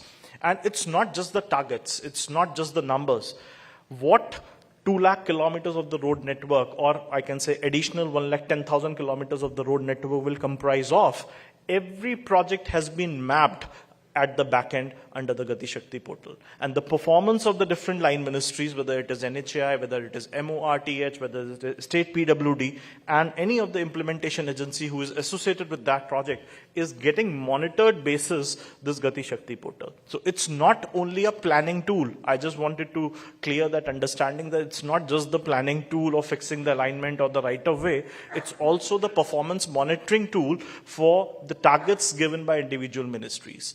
The granular details of whether right-of-way has been acquired, land has been notified or not, money has been sanctioned or not, project has been cleared under Bharatmala or not, all that details are available against which the performance of a line ministry is getting monitored. This is one example, and similarly for all infrastructure sectors, whether it is ports, airports, optic fiber network, telecommunication line, power transmission, distribution network, railway infrastructure, everything has been done in a similar fashion. So this is basically the railway line network. Again, the cargo handling capacity of our country was close to around 1,100 metric ton, and which will increase to around 1,600 metric ton by 24-25.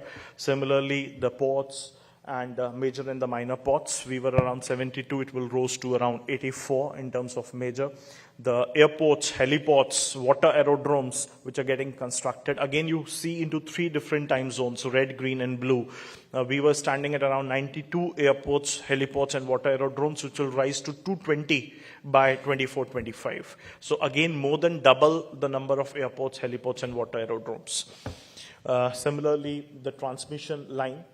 and the other planning layers with regard to the forest network, the OFC network. Every single village of the country is going to be connected with the optic fiber network by December 2023. We were around 11 lakh circuit kilometers of this line. We will be having around 35 lakh kilometers of OFC network by December 2023, which means close to 3 times rise in the optic fiber network in the country, which will again facilitate e-education, e-medicine, and everything getting connected to the world of internet. Moving forward, the layers of the forest, and now coming to industrial corridors. I'll skip this part because that has been covered in the earlier session by Harish Shukla ji. So no point of repeating the same thing about what we are doing in Gujarat as part of the development of Dholera. But as a synopsis, I can say the greenfield industrial cities which we are developing as part of National Industrial Corridor Development Program, it's completely plug and play, it's completely future-proofed, sustainable, and the infrastructure planning has been done taking into horizon a master planning of next 40-50 years. You can't see anything above the ground except the roads and the street lights. The city which you see above the ground, you have a bigger city rolling up below the ground. All utilities, all dry and wet utilities have been laid underground, which are completely maintainable, manageable, serviceable, and people can walk in, do the servicing part of it, repair, and come back. And similar concepts have been adopted for all the industrial cities getting developed as part of National Industrial Corridor Development Program, whereby we have been mandated by the government to develop 32 such cities in 18 states of the country over a period of next 10 to 15 years. Out of that, we have already delivered 4 such cities. One is Dholera, the second one is Shendra Betkin in Maharashtra, Integrated Township Project in Greater Noida, and Integrated Township Project Vikram Udyog Puri in Madhya Pradesh, where not only the infrastructure has been constructed to a world-class standard, but the process of the land allotment has started. And I'm happy to share that close to 209 industrial plots have been allotted. Close to 18,000 crores of investments have been mobilized by selling only 5 to 6% of the industrial land inventory available with us. At present, we are sitting on a land bank of close to 2,500 acres for industrial use and another 2,500 acres for other residential, commercial, institutional users across these 4 locations. And moving forward, 2 of our projects, basically Tumkuru in Karnataka and Krishnapatnam in Andhra Pradesh, will go into construction by the end of this calendar year. And another 3 projects will go into construction probably in the next calendar year. So this I'll skip for the paucity of time because Dholera is a perfect example of multimodal connectivity which is designed and which is desired as part of the PM Gati Shakti master plan. Connectivity to the ports getting ensured through Bhimnath Dholera railway line. Connectivity to the airport. A new airport is in the offering. It's very well connected to the airports of Ahmedabad and Bhavnagar down below. Connectivity to the road. NHAI is constructing a 6-lane dedicated expressway connecting Ahmedabad to Dholera, reducing travel time to 90 minutes. And very well connectivity to the railway network, not only to the existing railway network, but also to the proposed Western DFC. So this has already been covered. Utilization of the CRZ area by way of leasing out the land for putting up a solar park. Dholera, we have already allotted 4 plots, and as Shukla sir has explained, there are a lot of companies which have shown interest, and they have not only deposited the initial advances, but are also at various stages of land allotment process. Another point, another feature which I want to mention is about the logistics part of it. Honorable Prime Minister has recently launched the National Logistic Policy, and one of the biggest pillars of the National Logistic Policy is the Unified Logistics Interface Platform. Just like PM Gati Shakti vision, under the PM Gati Shakti vision only, the Unified Logistics Interface Platform has been built in, whereby all systems of different ministries have been connected, put together. Initially, our organization was implementing Logistic Data Bank project, whereby we track and trace the movement of every single EXIM container in the country. So at present, my KPI is no container can exit the port premises without carrying our RFID tag. We have till today captured and tracked and traced close to 52 million containers in the past 6 years. We are present at 17 ports, 27 terminals, which handles all the EXIM containers of the country. 60 plus toll plazas where the RFID readers have been installed. 200 plus CFS and ICDs and MTRs where RFID readers have been installed. 9 special economic zones, border checkposts of Nepal and Bangladesh, and all the railway stations and the proposed dedicated freight corridor stations. Our systems are also integrated with the voice system of the railways, with the terminal operating systems of all the ports, and close to 1900 plus RFID readers have been installed till date. Probably another 210 readers will be installed by the end of this month. Under ULIP, as you see in this particular diagram, these are the systems which are running in isolation and which directly or indirectly manages the logistics ecosystem of the country. We have port community system, which is run by Indian Port Association. We have terminal operating systems of every port separately. Within air cargo, we have 3 systems. There is a system called Air Cargo Message Exchange System. There is an Air Cargo Community System. There is a system run by I-Class. Delhi Airport Air Cargo runs on a different system. Bombay, Hyderabad, Bangalore runs on a different system. 26 airports of Airport Authority of India runs on a system managed and operated by I-Class. Similarly, within the Ministry of Road Transport and Highways, we have Vahan, which is for the purpose of verifying the credentials of the vehicle. We have Sarthi for the purpose of verifying the credentials of the driver. We have FASTag, which is managed by NPCI for electronic toll collection. Though they are within the same system of Ministry of Road Transport, but these 3 systems don't talk to each other. Another Ministry of Finance, we have IceGate systems, which is done by Customs. We have GSTN, which is e-way bill. METI, we have DigiLocker for the purpose of eKYC. We have Importer-Exporter Code, which is issued by Ministry of Commerce, DGFT. Our systems of partner government agencies, PGAs, which are, to my knowledge, only 2 systems are at present digital, which is Plant Quarantine and FSSAI. Rest 14 PGA systems are still not digitized in the country. So what we have done under Unified Logistics Interface Platform, we have integrated all these systems through the development of the APIs. So now all these systems has been connected under one system, which was launched by Honorable Prime Minister on 17 September 2022. And all these systems are now talking to each other through the ULIP platform. In a layman's term, I can explain it better.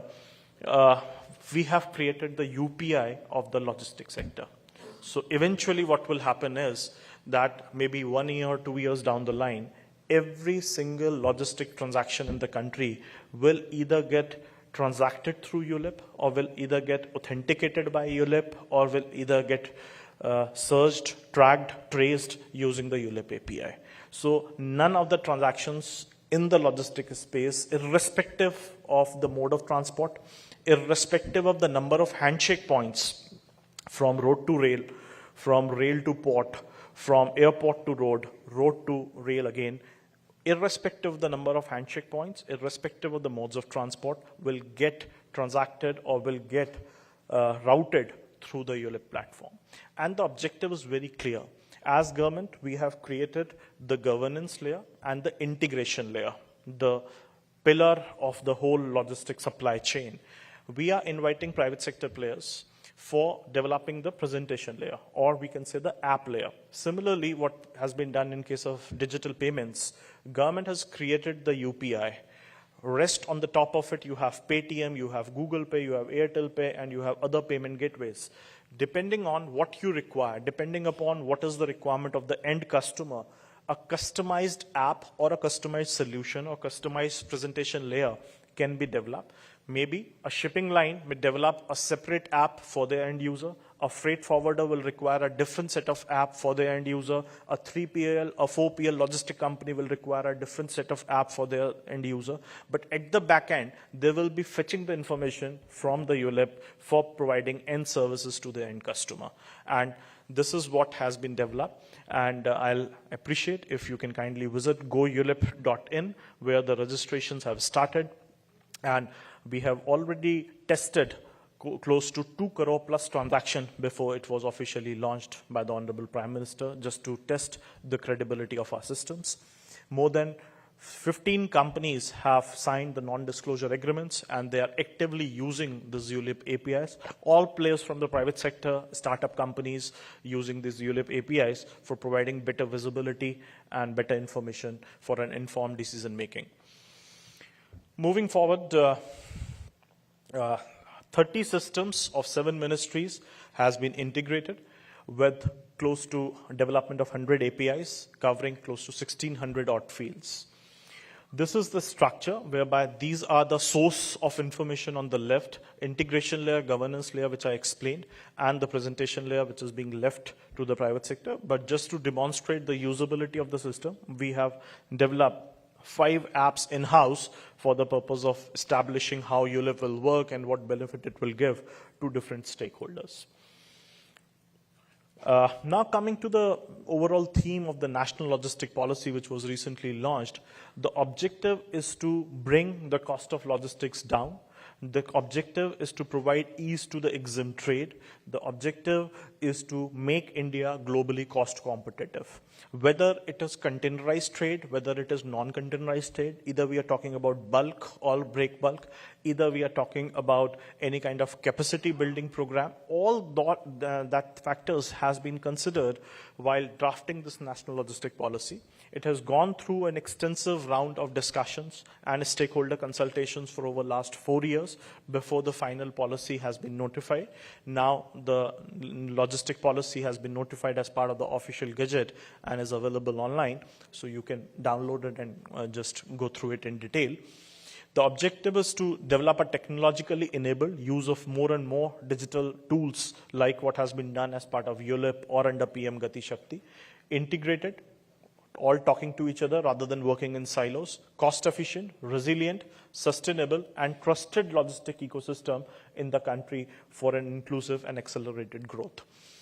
The objective, as I mentioned, I can skip that. Comprehensive logistic action plan has been developed, which will have integrated digital logistic system, standardization of the physical assets and the warehousing assets. And there is a handbook which has been launched, which is available on the website of DPIIT, whereby the palletization, the warehousing standards, the raking, everything has been laid in form of a handbook for warehousing, which is be of use to a lot of warehousing companies, e-commerce companies, etc. Logistic human resource development and capacity building. The way we are talking about this digitization, whether it is PM GATI Shakti or ULIP or the kind of planning which is going on in and across the country, there will be a huge requirement of the logistic professionals who understand logistic as a subject, who understand how goods move from one place to another, and what are the major bottlenecks, where the technology can play a role, what all processes can be digitized, where the manual intervention can be taken away with, what are the changes which the government needs to do for giving automatic clearances. So there will be a huge requirement of human resource development and capacity building in the logistics sector, and that has been considered as part of the national logistic policy, and its emphasis has been done for developing courses initially to teach the government functionaries, to teach the officers. The courses have been loaded now on IGOT platform to tell about how PM GATI Shakti works, how you can make a use of PM GATI Shakti. State engagement, because the action lies in the state. Government of India can frame up the policy, but unless and until states like Gujarat, which are the front runners, implement those policies in the true parlance, nothing will succeed. So my heartiest congratulations to all of you that within a short span, even less than a year, the Gujarat state portal of PM GATI Shakti has been launched and put to use, and all the departments of the state government have been onboarded. EXIM logistics, which is very, very critical, though in some way or the other we are providing that visibility through LDB, but still there are a lot of gaps which needs to be addressed and which has been addressed as part of the national logistic policy. Service improvements, sectoral plans, there are specific plans which are now getting created under the national logistic policy for specific sectors, especially with regard to bulk and break bulk. For example, what should be the sectoral plan for coal movement in the country? What should be the sectoral plan for steel movement in the country? Iron ore movement movement in the country? What should be the sectoral plan for all the fishing and sea commodities which are getting exported out of the country? So there should be a complete end-to-end logistical solution to reduce the cost of logistics and to make these products cost competitive in the global environment. It's an integrated digital logistics system, which I explained, ULIP, and development of cross-sectoral use cases, which I just explained about coal, cement, iron ore, commodities which are getting manufactured in different parts of the country. Single window e-logistic marketplace has been created, whereby e-logs portal has been developed, whereby anybody whosoever has any kind of complaint in the logistic space can log into that portal, register the complaint, and from that portal, the information will be fetched from the back end from 20 different departments, and the resolution will be given in a time-bound manner. So this was also launched by the Honorable Prime Minister on 17th. And the digital system for the purpose of e-learning, etc. So these are the standardization of the physical assets and the benchmarking of the warehousing, etc., where palletization, raking, transportation, material handling, all that thing can be standardized, and this e-handbook is already available for free download. Human resource development, we have already covered. There is a huge requirement, and certain institutes has been identified. In fact, one of the institute has recently got the cabinet approval, again situated in Gujarat. The PM GATI Shakti University has been given the charge for putting up these courses, situated out of Baroda, which was earlier NRTI. And similarly, 120 such institutions has been identified by the Ministry of Higher Education, whereby specific courses on training the logistics sector professionals will be started, and there one can go and do medium and long-term courses. State engagements, very, very critical, and very happy to share that before the launch of, in fact, the National Logistic Policy, 14 states have come with their state logistic policy. So now states are giving equal importance to this as one of the key enabler for claiming the ease of doing business ranking, or key enabler for competing with their fellow states. 13 states are at a very advanced stage for coming up with their state logistic policy, because it is also helping them in getting a good ranking as part of the LEADS survey, as part of the LEADS report. EXIM logistics we have already covered, identifying the critical gap areas, resolving what exactly can be done for easing out the trade, understanding the pain points and putting up the solutions, specifically the digital tools for reducing their pain points. Service improvement framework, whereby e-logs has been created, where the complaints can be logged in, and the resolution to the complaints will be provided as in a time-bound manner. Similar to this, we have a system called PMG, which is Project Monitoring Group, which monitors all the projects, infrastructure projects above 1,000 crore rupees. And similarly, an e-log system has been created, whereby relating to the logistics sector, if there is any delay, if there is any issues, all that can be addressed using this portal. Sectoral plans for efficient logistics. To start with, bulk and break bulk has been considered because majority of these commodities are moving through the railway network. There is enough consideration for converting the non-containerized cargo into containerized cargo. There's a huge emphasis on promoting the manufacturing of containers within the country rather than having our dependence on China. Facilitation of the development of the logistic parks. As you must be aware, close to 35 such multimodal logistic parks are being developed. As part of industrial corridor projects, we are doing two. One in Dadri, where both western and eastern DFC intersects with each other, which is called Multimodal Logistic Park Dadri, closer to the Buraki railway station. Another one we are doing in Haryana, which is close to Nangal Chaudhary district, Narnaul. And there are other such parks which are at different stages of bidding, one of which is Nagpur, which is at a very advanced stage now. So a standardized policy for developing multimodal logistic parks of different sizes. Till today, we have only heard about the ICDs, which used to be developed by Concor. So, but we need to move away from the concept of ICD as such. ICD can be one component of a logistic park, but ICD cannot be regarded as a MMLP. So there are a lot of emphasis of developing these aggregation centers where you can have cold warehousing, where you can have custom clearance, where you can have bulk to retail as well as retail to bulk, value-added packaging, and all those kind of services with proper connectivity to the road and railway infrastructure. So in terms of monitoring it, there is a three-tier structure, which is an empowered group of secretaries, which was constituted under the chairmanship of Honorable Cabinet Secretary, and with secretaries to all the infrastructure ministries and all the ministries involved in setting up of economic zones. Below that, there will be a service improvement group, which will be constituted by EGOS, and below that, there will be the state layers. Thank you so much. Thank you. Thank you so much, sir, for sharing all the insights. I now request Mr. Ajay Patel, Project Director by SEGEN, to talk about PM Gati Shakti National Master Plan initiatives. Over to you, sir.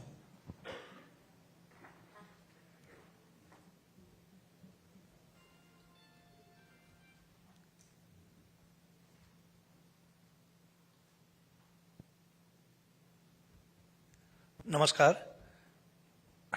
आज का ये जो दिन है, जो Gujarat state गति शक्ति master plan launch हुआ और ये जो अपॉर्चुनिटी मिली है हमें, उसके लिए सबसे पहले धन्यवाद। दूसरी चीज़ ये है, जो अभी ये जितने भी स्टेट्स के पोर्टल बन रहे हैं, हर एक गति शक्ति में इन्वॉल्व हो रहे हैं। इसमें आज काफ़ी सारे स्टेट्स के ऑफिशियल्स भी आज इन्वाइट ही है। आई थिंक हरियाणा, उत्तर प्रदेश, झारखंड और केरला। तो हर एक स्टेट्स अपने अपने जो पोर्टल्स है उसको मैक्सिमम वो उस तरह से, जैसे गुजरात में मोर देन 500 लेयर्स जो इंटीग्रेट करे हैं, उस तरह से वो करने की कोशिश में है। और मैंडेटरी लेयर जो बनाए हैं हर एक स्टेट्स को, देयर आर 32 लेयर्स जो कंपलसरी है, जिसको पहले ऑनबोर्ड कराने थे। तो वो लेयर्स के लिए भी काफ़ी सारे स्टेट्स ने इनिशिएटिव ले लिया है। और आप लोगों को सबसे पहले ताज्जुब होगा, प्रेजेंटेशन सबसे पहले ताज्जुब होगा, ओके, कि मोर देन 20 स्टेट्स, सर उसका खसरा डिटेल, लैंड पार्सल आज पूरे कंट्री का अवेलेबल है इन पीएम गति शक्ति पोर्टल। आप अगर देखा जाए, एक गांव के ऑफिशियल्स को दूसरे गांव का नक्शा लेना है तो सर कितना टफ टाइम है। और आज ये पीएम गति शक्ति जो नेशनल मास्टर प्लान है, उसके ऊपर मोर देन 20 स्टेट्स, जिन्होंने काफी सारे स्टेट्स ने एपीआई से, WMS से, वेब मैप सर्विसेज से अलग अलग तरीके से ये डेटा उपलब्ध कराया है, जिसका बेनिफिट सर हर एक स्टेट्स और अलग अलग डिपार्टमेंट्स बहुत तरह से ले रहे हैं। जैसे कोई भी स्टेट्स में इंफ्रास्ट्रक्चर डेवलपमेंट की बात है, तो इंफ्रास्ट्रक्चर डेवलपमेंट के लिए सबसे बड़ा इश्यू है आज के लैंड एक्विजिशंस। फॉरेस्ट की लैंड है, नॉर्मल लैंड है, प्राइवेट लैंड है, गवर्नमेंट की लैंड है, कैसे पता चलेगा? पता चलेगा भी तो उसकी ऑथेंटिसिटी क्या है?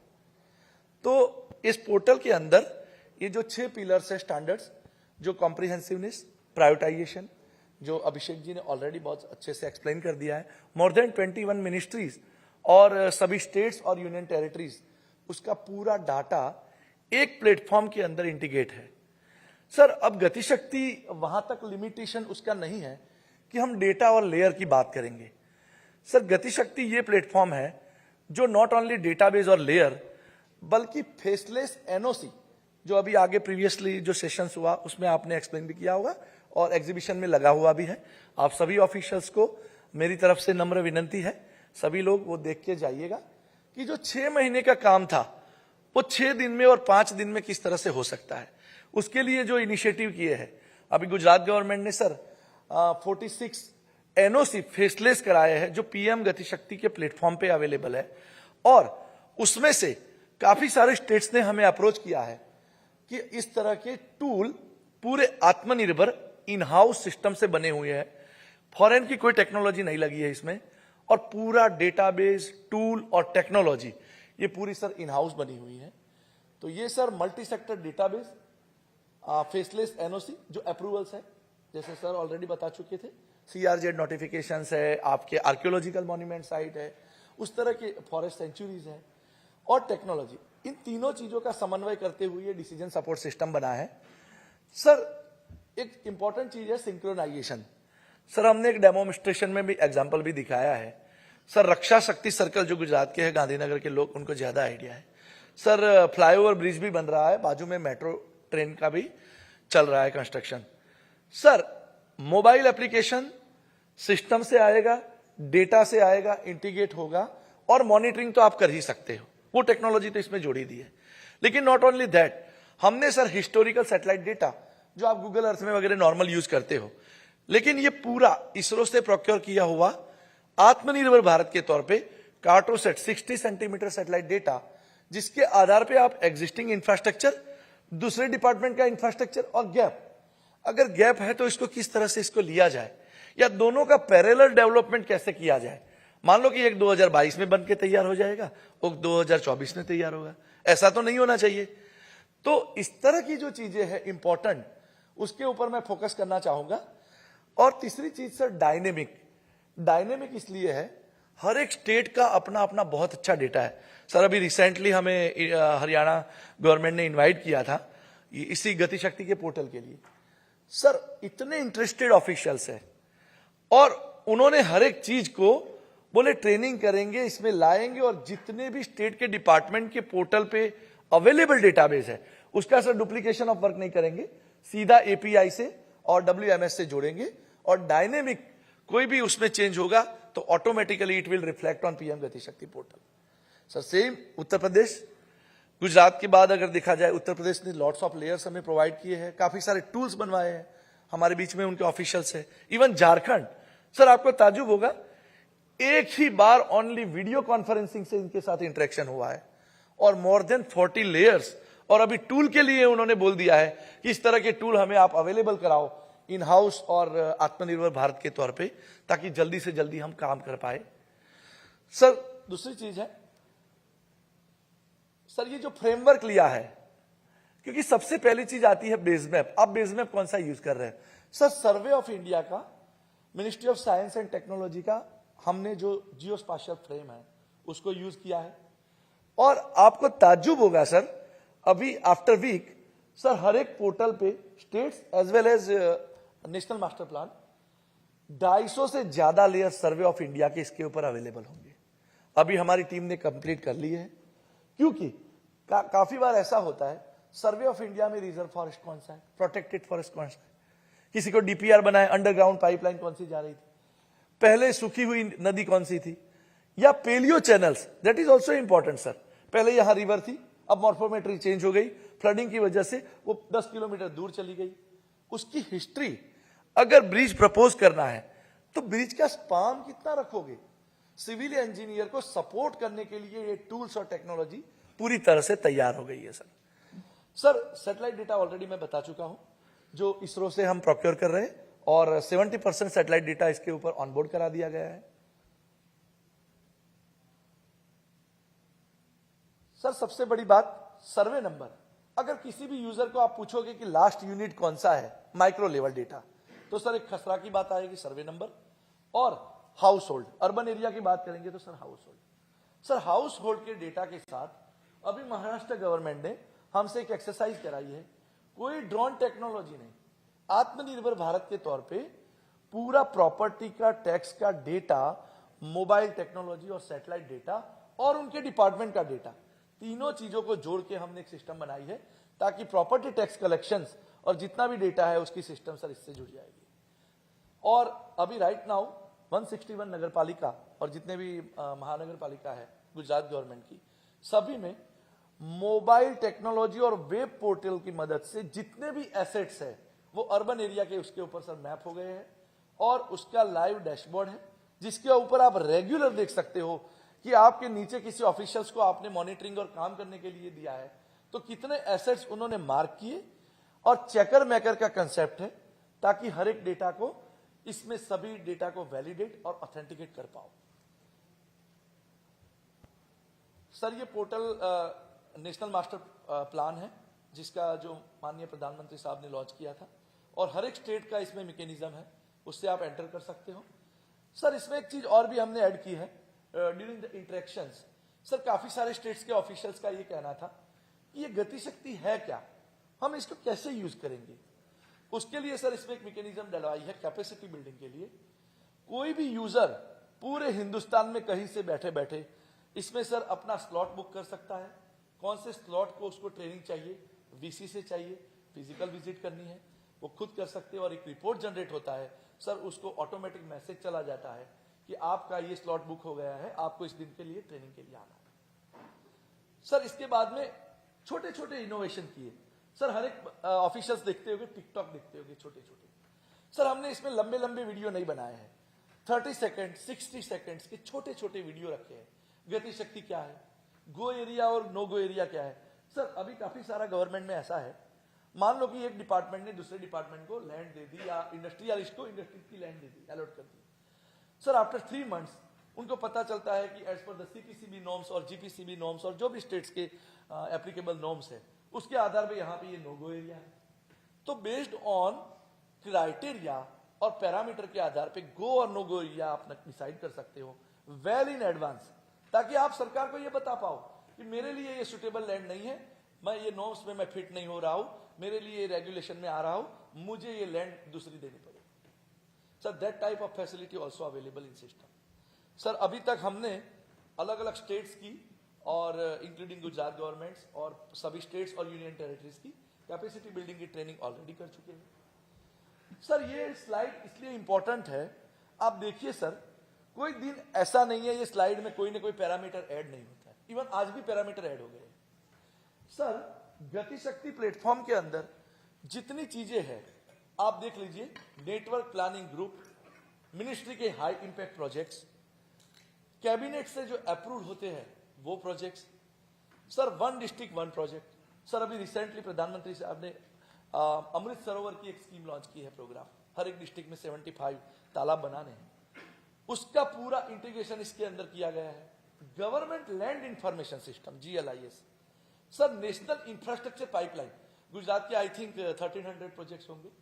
सर वो NIP के प्रोजेक्ट्स विदाउट जियो स्पाशियल और डुप्लीकेशन वर्क। सर हमें ये पता चलता है वही प्रोजेक्ट PMG में भी है, वही प्रोजेक्ट NIP में भी है, वही प्रोजेक्ट PM गति शक्ति में भी है, और वही प्रोजेक्ट एक और प्रोजेक्ट में होता है। सर तो डुप्लीकेशन इसमें से बिल्कुल निकल गया है। Sir multi modal logistic park जितने भी है, अभी अभिषेक जी बहुत अच्छे से एक्सप्लेन कर रहे थे। Even industrial information system IIS, जो पूरे कंट्री का एक एक इंडस्ट्री का प्लॉट कहां पे वैकेंट है, कहां पे लैंड अवेलेबल है, उसको भी इसके साथ इंटीग्रेट किया गया है। एस्पिरेशन डिस्ट्रिक्ट, जल संचय डिस्ट्रिक्ट, परक पोर्टल। सर गुजरात में एक बहुत अच्छा एनालिसिस करके हमने पोर्टल पे दिया है, परक पोर्टल कहां कहां कितनी लेबोरेटरीज अवेलेबल है डिस्ट्रिक्ट के लिए। तो राजकोट में 5 लेबोरेटरीज अवेलेबल है, जामनगर में एक भी नहीं है। ऐसा कैसे हो सकता है सर? सर गति शक्ति में तो ऐसा पॉसिबल ही नहीं होना चाहिए। तो gap area, sir gap area एक मिनिस्ट्री ने बनवाया या एक स्टेट ने बनवाया। सर अभी तो डिपार्टमेंट और मिनिस्ट्री रोज 2 टूल बनवा रही है और ये बता रही है स्किल मैट्रिक्स, कहां कहां स्किल अवेलेबल है, इंडस्ट्री को कहां जरूरत है, उसका भी पोर्टल से ही सिंक्रोनाइज होकर आंसर मिलना चाहिए। सर ये एक होलिस्टिक पोर्टल है, इंटीग्रेटेड। सर ये गुजरात के कुछ एग्जांपल्स है, रोड इंफ्रास्ट्रक्चर, रेल इंफ्रास्ट्रक्चर, ऐसे करके मोर देन 500 लेयर्स। सर सभी डिपार्टमेंट्स के ऑफिशियल्स ने इसको वैलिडेट किया, ऑथेंटिकेट किया, देन एंड देन फ्रीज करने के बाद ये पोर्टल पे अवेलेबल हुआ और उसके ऊपर सर फेसलेस NOC के टूल एप्लीकेबल हुए।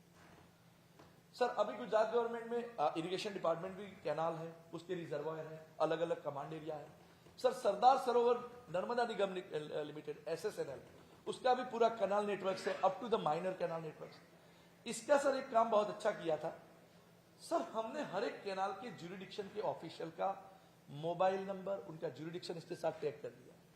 इससे फायदा ये हो रहा है, कहीं पे भी आपको परमिशन लेनी है, ऑटोमेटिकली वो कंसर्न इंजीनियर को मैसेज चला जाता है कि यहां से ये डिपार्टमेंट को परमिशन चाहिए, ताकि आपको एक मैसेज आ जाएगा OTP बेस्ड और उसके आसानी से आप देख सकते हो डिसीजन ले सकते हो। सर अभी आज एक मीटिंग भी है गवर्नमेंट ऑफ इंडिया में, हायर लेवल पे PMO में भी, सोशल इंफ्रास्ट्रक्चर को इसके साथ जोड़ो। सर ऑलरेडी गुजरात गवर्नमेंट ने बहुत अच्छे से सोशल इंफ्रास्ट्रक्चर को जोड़ा गया है और बाकी स्टेट्स भी जो अवेलेबल है, यूपी ने तो इवन एक पहुंच करके एप्लीकेशन सर बनवाई। उनके यहाँ से सेक्रेटरी मैम ने बाइसेक की विजिट की गुजरात गवर्नमेंट के साथ और एक काम ये करवाया, उन्होंने बोला हमारे यहाँ ऐसा टूल बना के दे दो कि कौन से ऐसे अनसर्व्ड विलेजेस हैं जिनको 5 किलोमीटर से ज्यादा बच्चों को ट्रैवल करना पड़ रहा है, और ये एग्जैक्ट रूट वाइज रोड की कनेक्टिविटी के साथ बताओ और उनको चॉइस दो कहां पे वो स्कूल को मर्ज करना चाहते हैं, कहां पे स्टूडेंट टीचर रेशियो कितना है, और उसके आधार पे वो डिसीजन ले पाए। सर ये थोड़े लेयर्स हैं, लेयर्स के बारे में तो मैं एक्सप्लेन कर चुका हूं, डेमोन्स्ट्रेशन में भी है। सर इवन आपको ये सर देखिए गोडाउन का स्टॉक कहां कितना अवेलेबल है, डायनेमिक यहां से मिलता है ताकि आप प्लानिंग कर पाओ। सर गुजरात गवर्नमेंट में 2 साल पहले जितने भी टेका का भाव और वो भी जो भी अवेलेबल होता है, तो वहां ऐसा होता है आपके पास स्टॉक बहुत है, स्टॉक को कहां रखोगे, उसके लिए गोडाउन में कैपेसिटी इतनी नहीं है। तो सर इस पीएम गति शक्ति के माध्यम से ये भी प्लान कर सकते हो कि कौन से नियरेस्ट गोडाउन ऐसे है जहां पे आपको उस स्टॉक को रखना है और नियरेस्ट फार्मर कहां से आए और अपनी जर्सी या जिसको भी वो अलर्ट करना चाहे वहां डाल सके। सर इवन एनआईपी के जो प्रोजेक्ट्स है ऑलरेडी मैं एक्सप्लेन कर चुका हूं, नेशनल इंफ्रास्ट्रक्चर पाइपलाइन। सर इस तरह के टूल बन रहे हैं। सर कहीं पे भी पोर्टल पे आपके पास खुद का केएमएल फाइल है, अपनी खुद की शेप फाइल है, या अलाइनमेंट ड्रॉ करना चाहते हो, डीपीआर कोई बनाना चाहते हैं यूजर, या पोर्टल पे वेब पोर्टल पे कर सकते हो। सर जैसे ही वो ऐड करेंगे, ड्रॉ करेंगे पोर्टल पे, ऑटोमेटिकली की कनेक्टिविटी वाले जितने भी पैरामीटर्स है लेफ्ट साइड वो ऐड हो जाएंगे, मल्टी मॉडल कनेक्टिविटी। और नॉट ओनली दैट, वो अलाइनमेंट को मिट्टी कहां से मिलेगी उसके लिए अमृत सरोवर को भी इसके साथ इंटीग्रेट कर दिया है। सर जैसे ही यहां क्लिक करेंगे, कौन सा अमृत सरोवर इसके पास में है, with in 5 kilometre radius, with in 10 kilometre radius, और वो सॉइल टाइप क्या है, ब्लैक कॉटन सॉइल है, उसकी जरूरत कहां पड़ेगी, उसको कितना वॉल्यूम्स है, उसको आप रीयूटिलाइज कर पाओ। सर इस तरह के पोर्टल डीपीआर के लिए बन रहे हैं। सर आप सबने न्यूज में अभी रिसेंटली सुना होगा, तारंगा टू माउंट आबू पहली ये जो डीपीआर बना रेलवे के लिए। सर मिनिस्ट्री ऑफ रेलवे ने ये जितने भी उनके अलाइनमेंट है, डीपीआर है, अक्रॉस द कंट्री बनवाए हैं। अभी राइट नाउ 130 अलाइनमेंट डीपीआर के सर लास्ट 2 मंथ के अंदर उन्होंने यहाँ पे आके अपलोड कराया है पोर्टल के अंदर। और उसके अंदर के जितने भी मॉड्यूल्स है सर, प्री कटिंग ले लीजिए, लैंड एक्विजिशन ले लीजिए, फॉरेस्ट, वो सभी का मॉड्यूल से ही हमने आंसर दिया है सर। और जितनी भी बार वो आते गए उनसे हमने नॉलेज इनपुट लेते गए और इस पोर्टल के टूल को हम एनरिच बनाते गए। सर इस तरह के मॉड्यूल बनाए हैं ministry of road and transport. यही टूल सर सेम हर एक स्टेट के लिए अवेलेबल है, हर एक स्टेट के लिए आज की डेट में अवेलेबल है। सर उनको अपना अलाइनमेंट ऐड करना है, जैसे ही अलाइनमेंट ऐड करेंगे ऑटोमेटिकली वो जितनी भी यूटिलिटी शिफ्टिंग करने की जरूरत है वो ट्रांसमिशन टावर से सिलेक्ट कर लेगा, लेटीट्यूड लॉन्गिट्यूड कौन से विलेज में है, रिपोर्ट जनरेट कर देगा सिस्टम। सर राइट ऑफ वे के अंदर कितनी जगह से परमिशन लेनी है, वहां कौन सी रेलवे से लेनी है, रिवर से लेनी है, रोड से लेनी है, रोड में भी स्टेट हाईवे से लेनी है या मेजर डिस्ट्रिक्ट रोड से लेनी है, सर उसका पूरा रिपोर्ट जनरेट हो जाता है। और लैंड एक्विजिशन मॉड्यूल, सर आज कंट्री में इतने ग्रीनफील्ड कॉरिडोर बन रहे हैं, आप जानते हो सर, उस एक अलाइनमेंट को with in a fraction of second ये आंसर देता है सिस्टम, विद इन आरओडब्ल्यू कौन से खसरा डिटेल ऐसे है जिसको हमें लैंड एक्विजिशन के लिए अप्लाई करना है। सर इवन इंजीनियरिंग पॉइंट की बात करें तो कटिंग फिलिंग मॉड्यूल, आरओडब्ल्यू के अंदर कितना कटिंग जाएगा, कितना फिलिंग की आवश्यकता है, और वॉल्यूम हमने सर उनका सर्वे किया था, उसके साथ इसको वैलिडेट कराया। सर 98% एक्यूरेट है, इसका मतलब एस्टिमेशन के लिए तो बहुत है। तो इस तरह के टूल इसके अंदर इंटीग्रेट किए हैं। ये 3D भी फॉरेन की कोई टेक्नोलॉजी नहीं है, ये इन हाउस ओपन टेक्नोलॉजी से बनाया है। सर एक दो और एग्जांपल देंगे हम, ये गुजरात का एग्जांपल है लेकिन हर एक स्टेट के लिए टूल बना दिया है। सर फाइबर ऑप्टिक्स का जितना बीबीएनएल का नेटवर्क है, बीएसएनएल, बीबीएनएल, टीसीएनएल, रेलटेल, हर एक लेयर्स को इसके साथ इंटीग्रेट कराया और उन्होंने हमसे इस तरह का एनालिसिस कराया। वो बोले ठीक है, नॉन फाइबराइज टावर गुजरात गवर्नमेंट में कितने हैं उसको मैप कराया, और नॉन फाइबराइज टावर को फाइबराइज करने के लिए कितने एनालिसिस की जरूरत है, कितना लेट करना पड़ेगा लेंथ, वो सर टीएसपी ऑपरेटर वाइज ये इसमें एनालिसिस ये हर एक स्टेट के लिए अवेलेबल है। सर एक स्टेप आगे जाएंगे, सर जितने भी unserved villages 33,000 villages across the country mobile connectivity के लिए अनसर्व्ड है, सर उसको एनएमपी पे अवेलेबल कराया। और ये गुजरात का एक एग्जांपल लिया है, क्लस्टर ऑफ विलेजेस, ये 3 विलेजेस अनसर्व्ड है।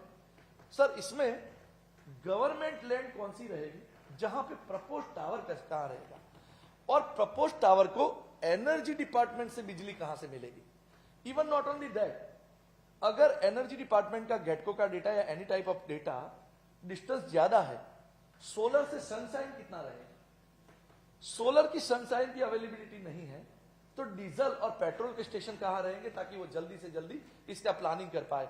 सर इस तरह के टूल इसमें बनवा रहे हैं। सर ये ऑटोमेटिक सॉफ्टवेयर से निकलती है इंफॉर्मेशन।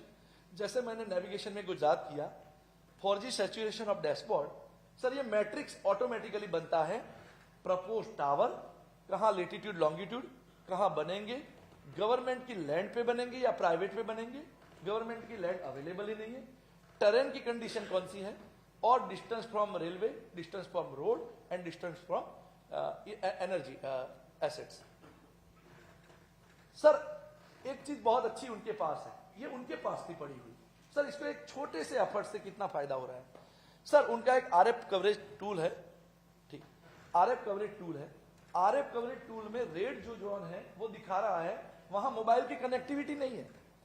सर अब तो हम ऑपरेटर के लिए भी एक टूल बना रहे हैं, चूज योर ऑपरेटर। ऑपरेटर खुद मोबाइल एप्लीकेशन से अपना देख पाएगा कि मुझे यहां जियो के टावर लगाने की जरूरत है या बीएसएनएल की लगाने की, किसकी based on that database. Sir थोड़ा टाइम के कंस्ट्रेंट की वजह से मैं थोड़ा जल्दी कर रहा हूं। ये इस तरह का एक टूल बनाया है, ये tool ready to available for पूरे कंट्री के लिए है। सर किसी भी एसेट्स, पूरे हिंदुस्तान में कोई भी एसेट्स बनाना है, इंडस्ट्री ले लो, हेल्थ इंफ्रास्ट्रक्चर ले लो या एजुकेशन ले लो, आईटीआई ले लो, any type of infrastructure. Sir पहले सिलेक्ट करना है गवर्नमेंट लैंड, एरिया का एक स्पेसिफिकेशन देना है कि कितने एरिया की लैंड चाहिए। सर यूजर को खुद चॉइस मिल रही है कौन से पैरामीटर और क्राइटेरिया डालेंगे कि मुझे हाईवे से नजदीक चाहिए, इंडस्ट्री से इतनी दूरी चाहिए, रेलवे से इतनी दूरी पे चाहिए, एनर्जी और ट्रांसमिशन टावर से दूर चाहिए। इसके हिसाब से वो डालेंगे, ऑटोमेटिकली सर सिस्टम बताएगी कि पूरे स्टेट में कौन से सर्वे नंबर उस क्राइटेरिया को सेटिस्फाई कर रहे हैं। और not only that sir, even वो सर्वे नंबर कहां पे है, उसका 7/12 का फॉर्मेट आ जाएगा, ऑनरशिप किसकी है, और इसको डायरेक्ट फेसलेस एनओसी से एप्लीकेबल कर सकते हैं और सीधा डैशबोर्ड पे एप्लीकेंट अपना और यूजर दोनों देख सकते हैं कि कहां कहां मेरी फेसलेस एप्लीकेशन। सर मिनिस्ट्री का लास्ट एग्जांपल देके मैं खत्म करूंगा। सर रेलवे मिनिस्ट्री ने बहुत अच्छा काम कराया है, डीपीआर 131 ऑनबोर्ड करा दिए। उसके बाद में उनका एक ऑलरेडी सिस्टम था सर मॉनिटरिंग का, जो क्रिश का उनका बहुत अच्छा सिस्टम बना हुआ है। सर इसमें चेनेज वाइज मॉनिटरिंग दिखाया है, आप देख सकते हो डिफरेंट कलर। सर यहाँ एक एग्जांपल दिखाया है, उधमपुर टू श्रीनगर उनका डीपीआर बन रहा है। सर वहां क्लिक करेंगे पोर्टल पे, उसकी डिटेल इंफॉर्मेशन आएगी, उसके साथ में उनका डैशबोर्ड जुड़ गया जो प्रोजेक्ट मॉनिटरिंग देख रहा है, और लाइव कैमरा से सर लाइव फीड आ रहा है वहां पे कंस्ट्रक्शन कितना है। अगर ये तीन चीजों का समन्वय हो गया, इसमें क्वेरी मॉड्यूल चल पड़ा, सर इससे ज्यादा चाहिए क्या गति शक्ति। ये तीनों चीजों उन्होंने अभी रिसेंट करवाई है। ये कुछ एग्जांपल्स है, हाइड्रोलॉजिक स्टडी वगैरह जो मैं ऑलरेडी बता चुका। Sir gap analysis, Gujarat government में हमने गैप एनालिसिस करके दिया है, हर एक स्टेट के लिए अवेलेबल है। कितने पोर्ट को कितनी रेलवे की कनेक्टिविटी की जरूरत है और किसकी प्रायोरिटी लेनी है। Sir that type of facility also available in system. Sir quick connectivity tool, आप पूरे हिंदुस्तान में कहीं पे क्लिक करो, जो भी पैरामीटर लेफ्ट साइड सिलेक्ट करो। मान लो कि किसी टूरिज्म की बात करते हैं सर, सपोज मैं कोई जगह गया हूं, मुझे ये चाहिए कि 10 किलोमीटर रेडियस में कितने रिसोर्ट अवेलेबल, कितनी होटल्स अवेलेबल, उसके अंदर कितने कमरे अवेलेबल है, क्या फैसिलिटी है, हेल्थ फैसिलिटी क्या है, that type of facility also available in system. Sir thank you very much sir, इस तरह से बहुत सारी चीजें कराई है। Thank you, sir, for your presentation. We'll now move towards Mr. Shalabh Srivastava, Vice President Flipkart. Logistics, last mile connectivity industry perspective is his point of address. Thank you. Good afternoon.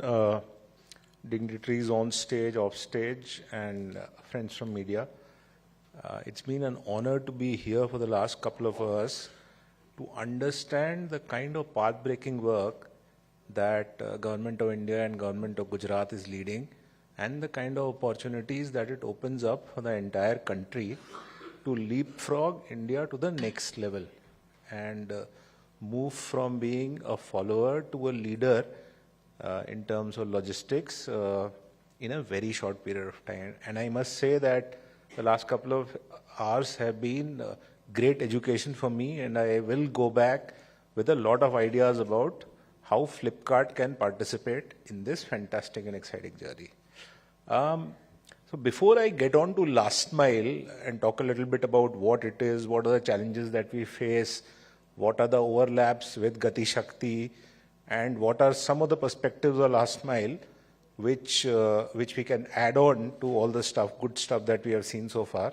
Just want to tell you that Flipkart is fortunate to be present in Gujarat in a big way, right? We have got a fairly large footprint over here. We have got 3 large warehouses over here and close to 100 last mile hubs. And overall, we give, if we include direct and indirect employment, we give employment to more than 180,000 people. And we look forward to continuing on enhancing this journey.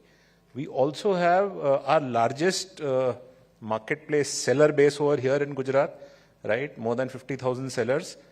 And through the portal, they get an opportunity to market their goods to people across India. And we are very, very proud of that fact. Now, let me come on to last mile and what is last mile, right? So, last couple of hours, we have heard some very interesting discussion around where India is in terms of, let's say, logistics cost per GDP.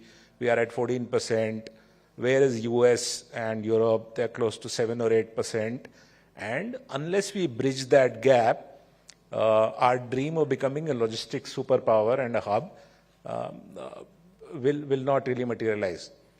So let's track the journey of a shipment, right? Let's say a shipment has traveled over high seas. It has moved on to rail. From there, it has moved on to road, and it has reached a city. Ultimately, it has to be delivered to end customers like you and me, and that very simply is what we call last mile. And in this entire journey, if we are to look at which is the highest cost part of this entire relay race, it is actually last mile. And it is expensive because it is the most disaggregated part of the entire shipment journey. And hence, if we have to make this vision of Gati Shakti come alive, this vision of becoming the lowest cost and highest reliability supply chain, then we need to solve for last mile logistics as well. Now, what is last mile and what are the kind of challenges that we face? One challenge and opportunity in India is the scale that we need to solve for. For example, in a city like Bangalore, there will be lakhs of people who would be ordering on Flipkart and would be expecting a very short turnaround time for their shipments, right? Most of them would be expecting that their shipment would be delivered within 24 hours or 48 hours. To be able to service that demand in a cost-effective manner, we need to have fairly sophisticated systems which will help us understand demand and plan for that in advance. So we require tech, big tech, right? Second aspect is that we need urban infrastructure to be able to reach customers in a short and defined manner so that we are able to fulfill their requirement of speed and accuracy. So we need urban infrastructure, right? Good roads within cities, uncongested roads. Third, we need people who does this, right?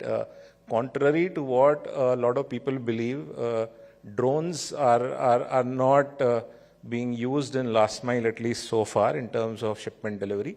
It is ultimately a people game, right? You need lakhs and lakhs of people who have the ability to converse with our customers, who are respectful, and who have a hunger of making a living, right? So then this problem moves away from being a pure infrastructure problem or a pure tech problem to a problem of identifying millions of people, right? Training them and giving them a chance to kind of upgrade their life and also give the best possible customer experience.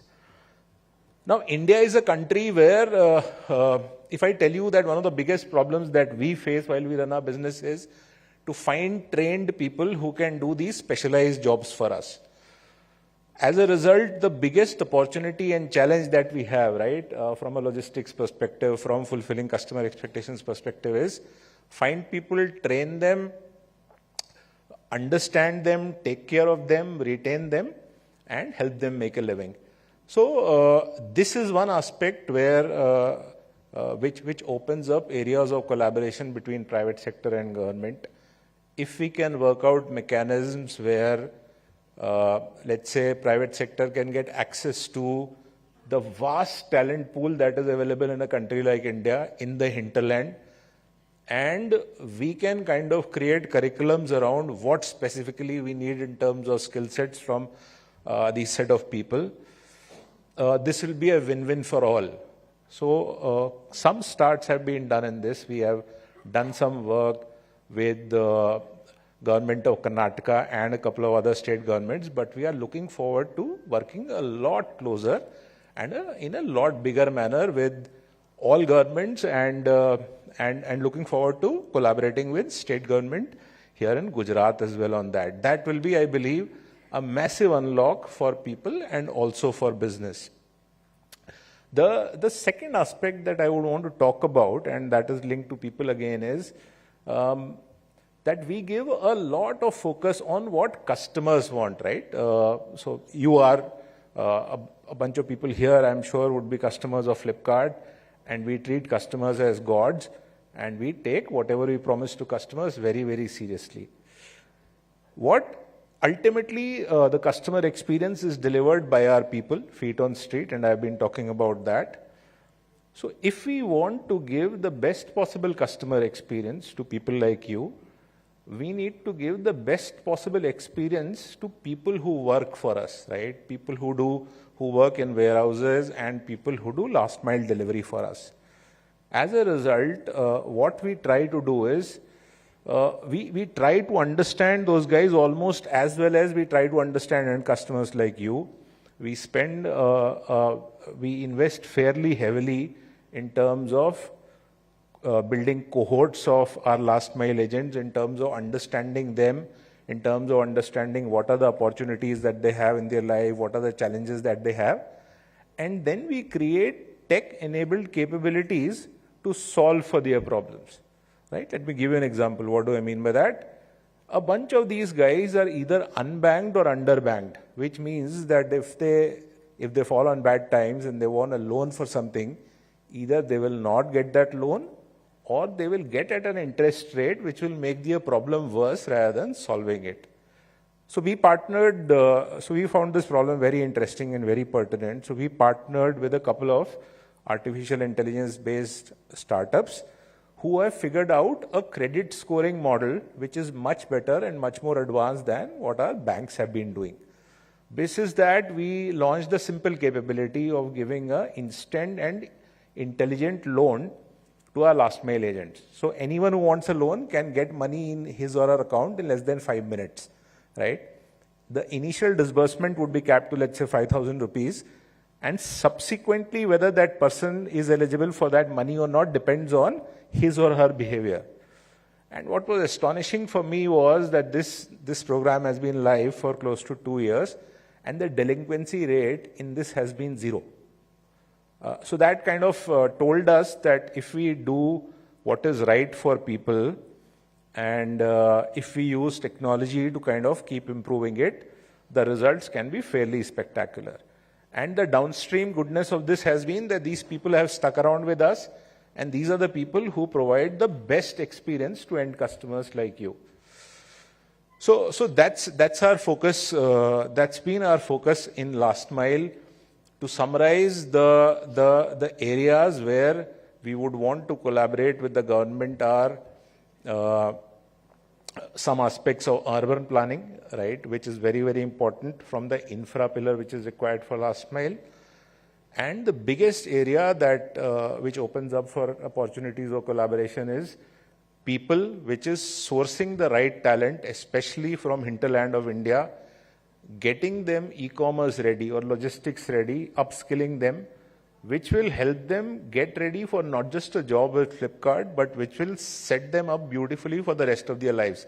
Because once they learn these skills and once they work with us for a couple of years, they will never found a shortage of jobs or productive work.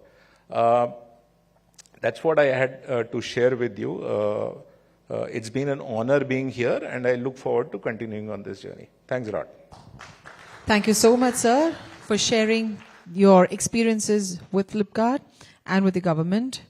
I now welcome Mr. Vikram Jaishighani, MD and CEO, Adani Logistics Limited, to talk about Gati Shakti ramping up logistics efficiency. Distinguished guests, I do share, I'm aware that I'm standing between you and the lunch. You should have been finishing lunch and, so I won't take much time. I'll be well within my time, and I think first of all, game-changing, really privileged to be witnessing in our lifetime this kind of a game-changing Gati Shakti master planning. We thought that how is it going to fructify? How is it going to be actually launched on the ground? Really amazed to see the speed at which this whole thing is getting launched. And kudos to the Gujarat government for being first on the block. Not only in coming out, taking off from the master planning activity, launching its logistics policy, and then actually going on the ground towards the first phase of implementation. Yeah? So the stage is set for the private sector, for all the people to really take advantage, piggy bank, complement this whole Gati Shakti launch and the national logistics policy. And we in Adani, who pride ourselves to be nation builders, are not going to be far behind. We are going to be very much ahead in this game, complementing the government in the nation building activity. And therefore, I will take a few minutes to explain our vision of what in Adani we think we should be doing and we are in the process of doing to fast forward and accelerate this journey of logistics and even try to kind of achieve the objective much before 2030. I think 2030, with this speed of implementation, we should be leaders in the globe, just not catching up. Yeah. Adani Ports and Logistics commenced its journey as a port company. Our first venture into this whole sector was coming up with the Mundra port. Very soon, we launched when we have completed the string of pearls, and today we are sitting over 15 ports, going from West Port to the East Port, practically catering to about 25 to 30% of the nation's exim cargo that we handle for the nation. But I think quite significantly, as we saw the intent of the government to kind of fast forward the logistics landscape in this country, come out with this game-changing Gati Shakti, we also changed our aspiration big time. And now, we don't tell our stakeholders that we are a port company. If you see our annual report and if you see our positioning today, we say that we are a transport utility company. And ports is nothing but a small subset of this entire transport utility chain that we are setting up with amazing speed and growing leaps and bounds in its implementation. What do we mean by transport utility company? We're talking about end-to-end logistics. We're talking about people having seamless logistics experience, not going through multiple agencies. And we have constrained our factors just to being infrastructure players, just to provide world-class infrastructure right from the port to the customer gate. And therefore today, along with the ports, we are already owning about 9 multimodal logistics parks in the country, and very soon in the next 2-3 years, we should go up to 15. We are running about 52 container trains. We are running 27 bulk trains, and in the next 5-6 months, this should go up to 70 bulk trains. We are the largest logistics, storage and logistics for the grain sector. We are already running 20 grain terminals for FCI across the country, and I think our aspiration is to be more than 100 in the next 2 years. And then that also is all connected by rail connectivity. We launched our foray in providing industrial parks and warehousing. We were not big time into warehousing. But as I speak today, our announced stated aspiration is to provide more than 60 million square feet of warehousing in the next 3.5 years. And then we realized something is still a piece, something is still missing in this entire logistics value chain. And then we announced our foray into the trucking sector. And we said that in line with our green vision of deriving logistics efficiency and becoming a green and helping the country to becoming green, our stated objective is to make entry via the electrical trucks, bring more efficiency, bringing more electrical infrastructure in these wonderful highways and these networks that we are putting up. So, and then we also acquired our airport, and we said that today we are truly an integrated multi-modal logistics player. And this wonderful policy and the platform that has been inaugurated gives us the opportunity to seamlessly integrate our airport system, the port system, the multimodal logistics parks, getting the right train structure, building industrial parks and warehousing, and then to provide the state-of-art first mile and last mile connectivity through electrical trucking, through bringing trucking's best-in-class trucking, which will reduce the pollution levels. On a very macro level, what are we trying to do in Adani Ports and Logistics? We are trying to take advantage of this policy, piggyback on this policy, and make 2-3 big shifts which is causing the distortion in the cost. Why is this cost high? Why is this cost at 14% GDP? Okay. The 2-3 big distortions. Number one, because of the lack of infrastructure, we do not have the right mode of transport.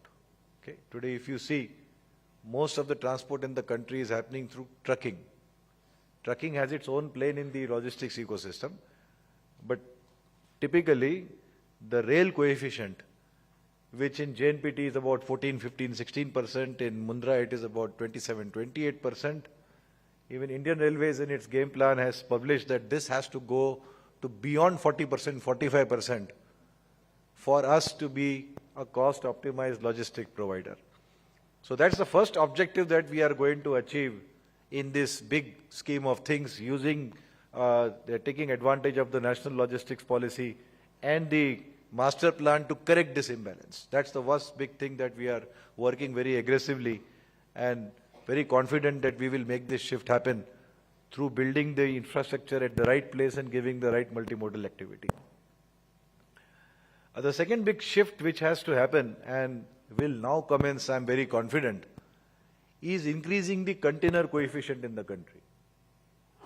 We just heard the earlier speaker talking about how important it is to RFID and put the RFID network tag on the container and keep tracking the containers. But the first big thing is this the optimal logistics network, right? Today we are at about 5%, and 5% is definitely not the logistics optimal network over here. With this change and building the right infrastructure, this has to now grow very aggressively. This has been stagnant for the last many, many years. I'm pretty confident, Adani Logistics and Ports and Logistics is very confident that this will now get the necessary impetus to take it to 10%, 15%, thereby bringing the optimality in the logistics cost structure and all. So this is one dimension of increasing logistics efficiency. The other two dimensions, people have already spoken about it. Now, where is that we are losing optimality? It's all in the capex cost, because we are dealing with so many agencies and then finding out later on that, oh my God, this is a forest land, or this is a land which is having XYZ restriction, or there is a pipeline coming underneath, or there is a forest restriction over there. For some reasons or the other, these are delaying the project cost.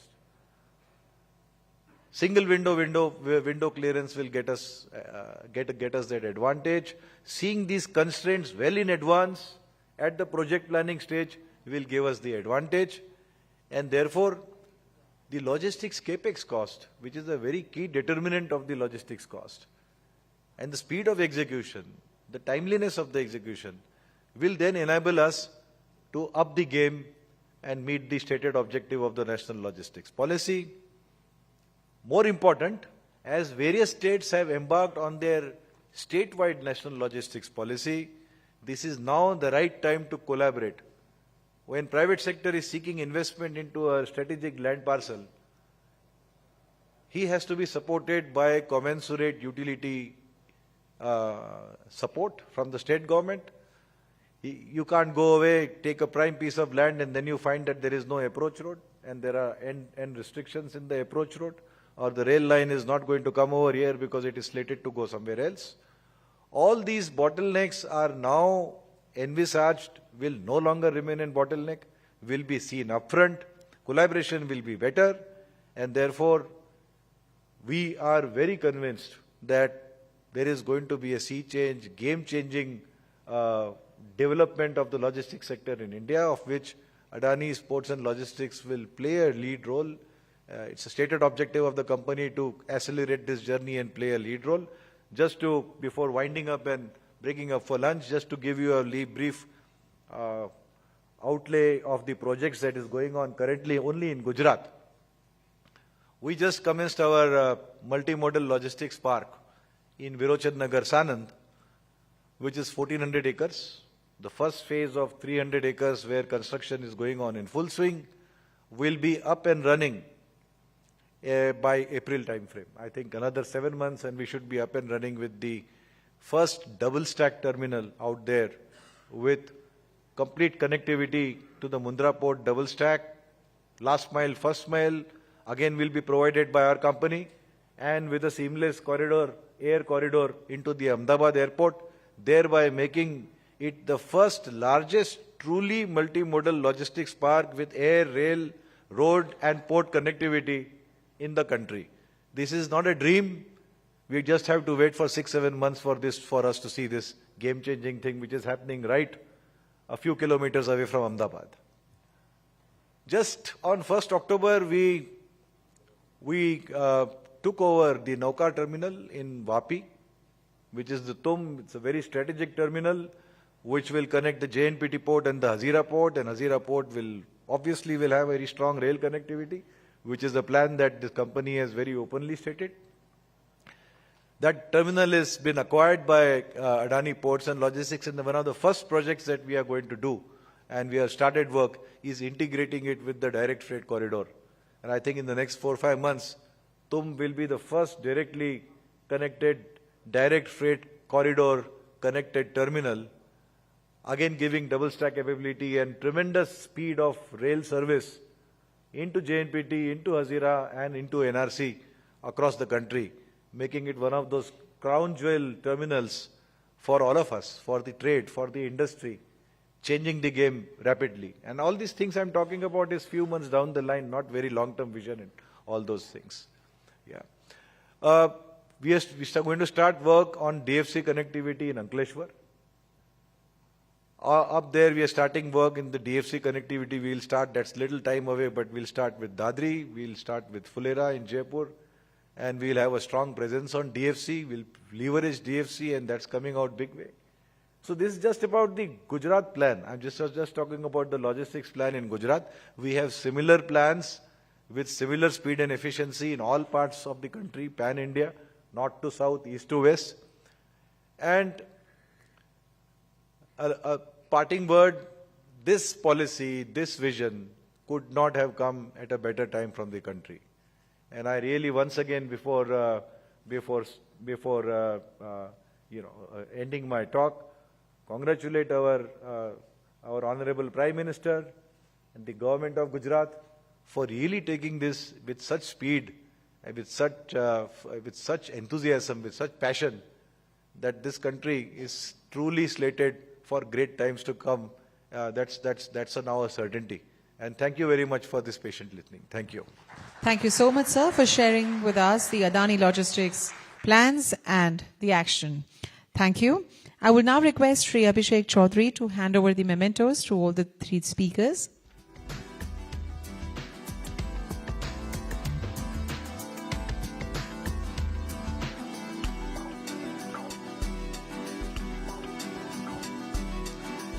Thank you.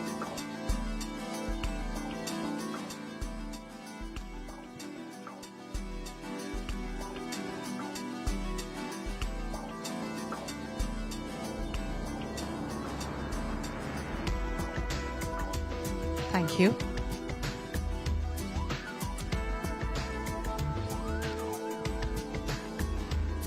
We'll request Shri Pranav Nanda, Senior Manager of Projects, GIDB, to kindly present a memento to Shri Abhishek Chaudhary.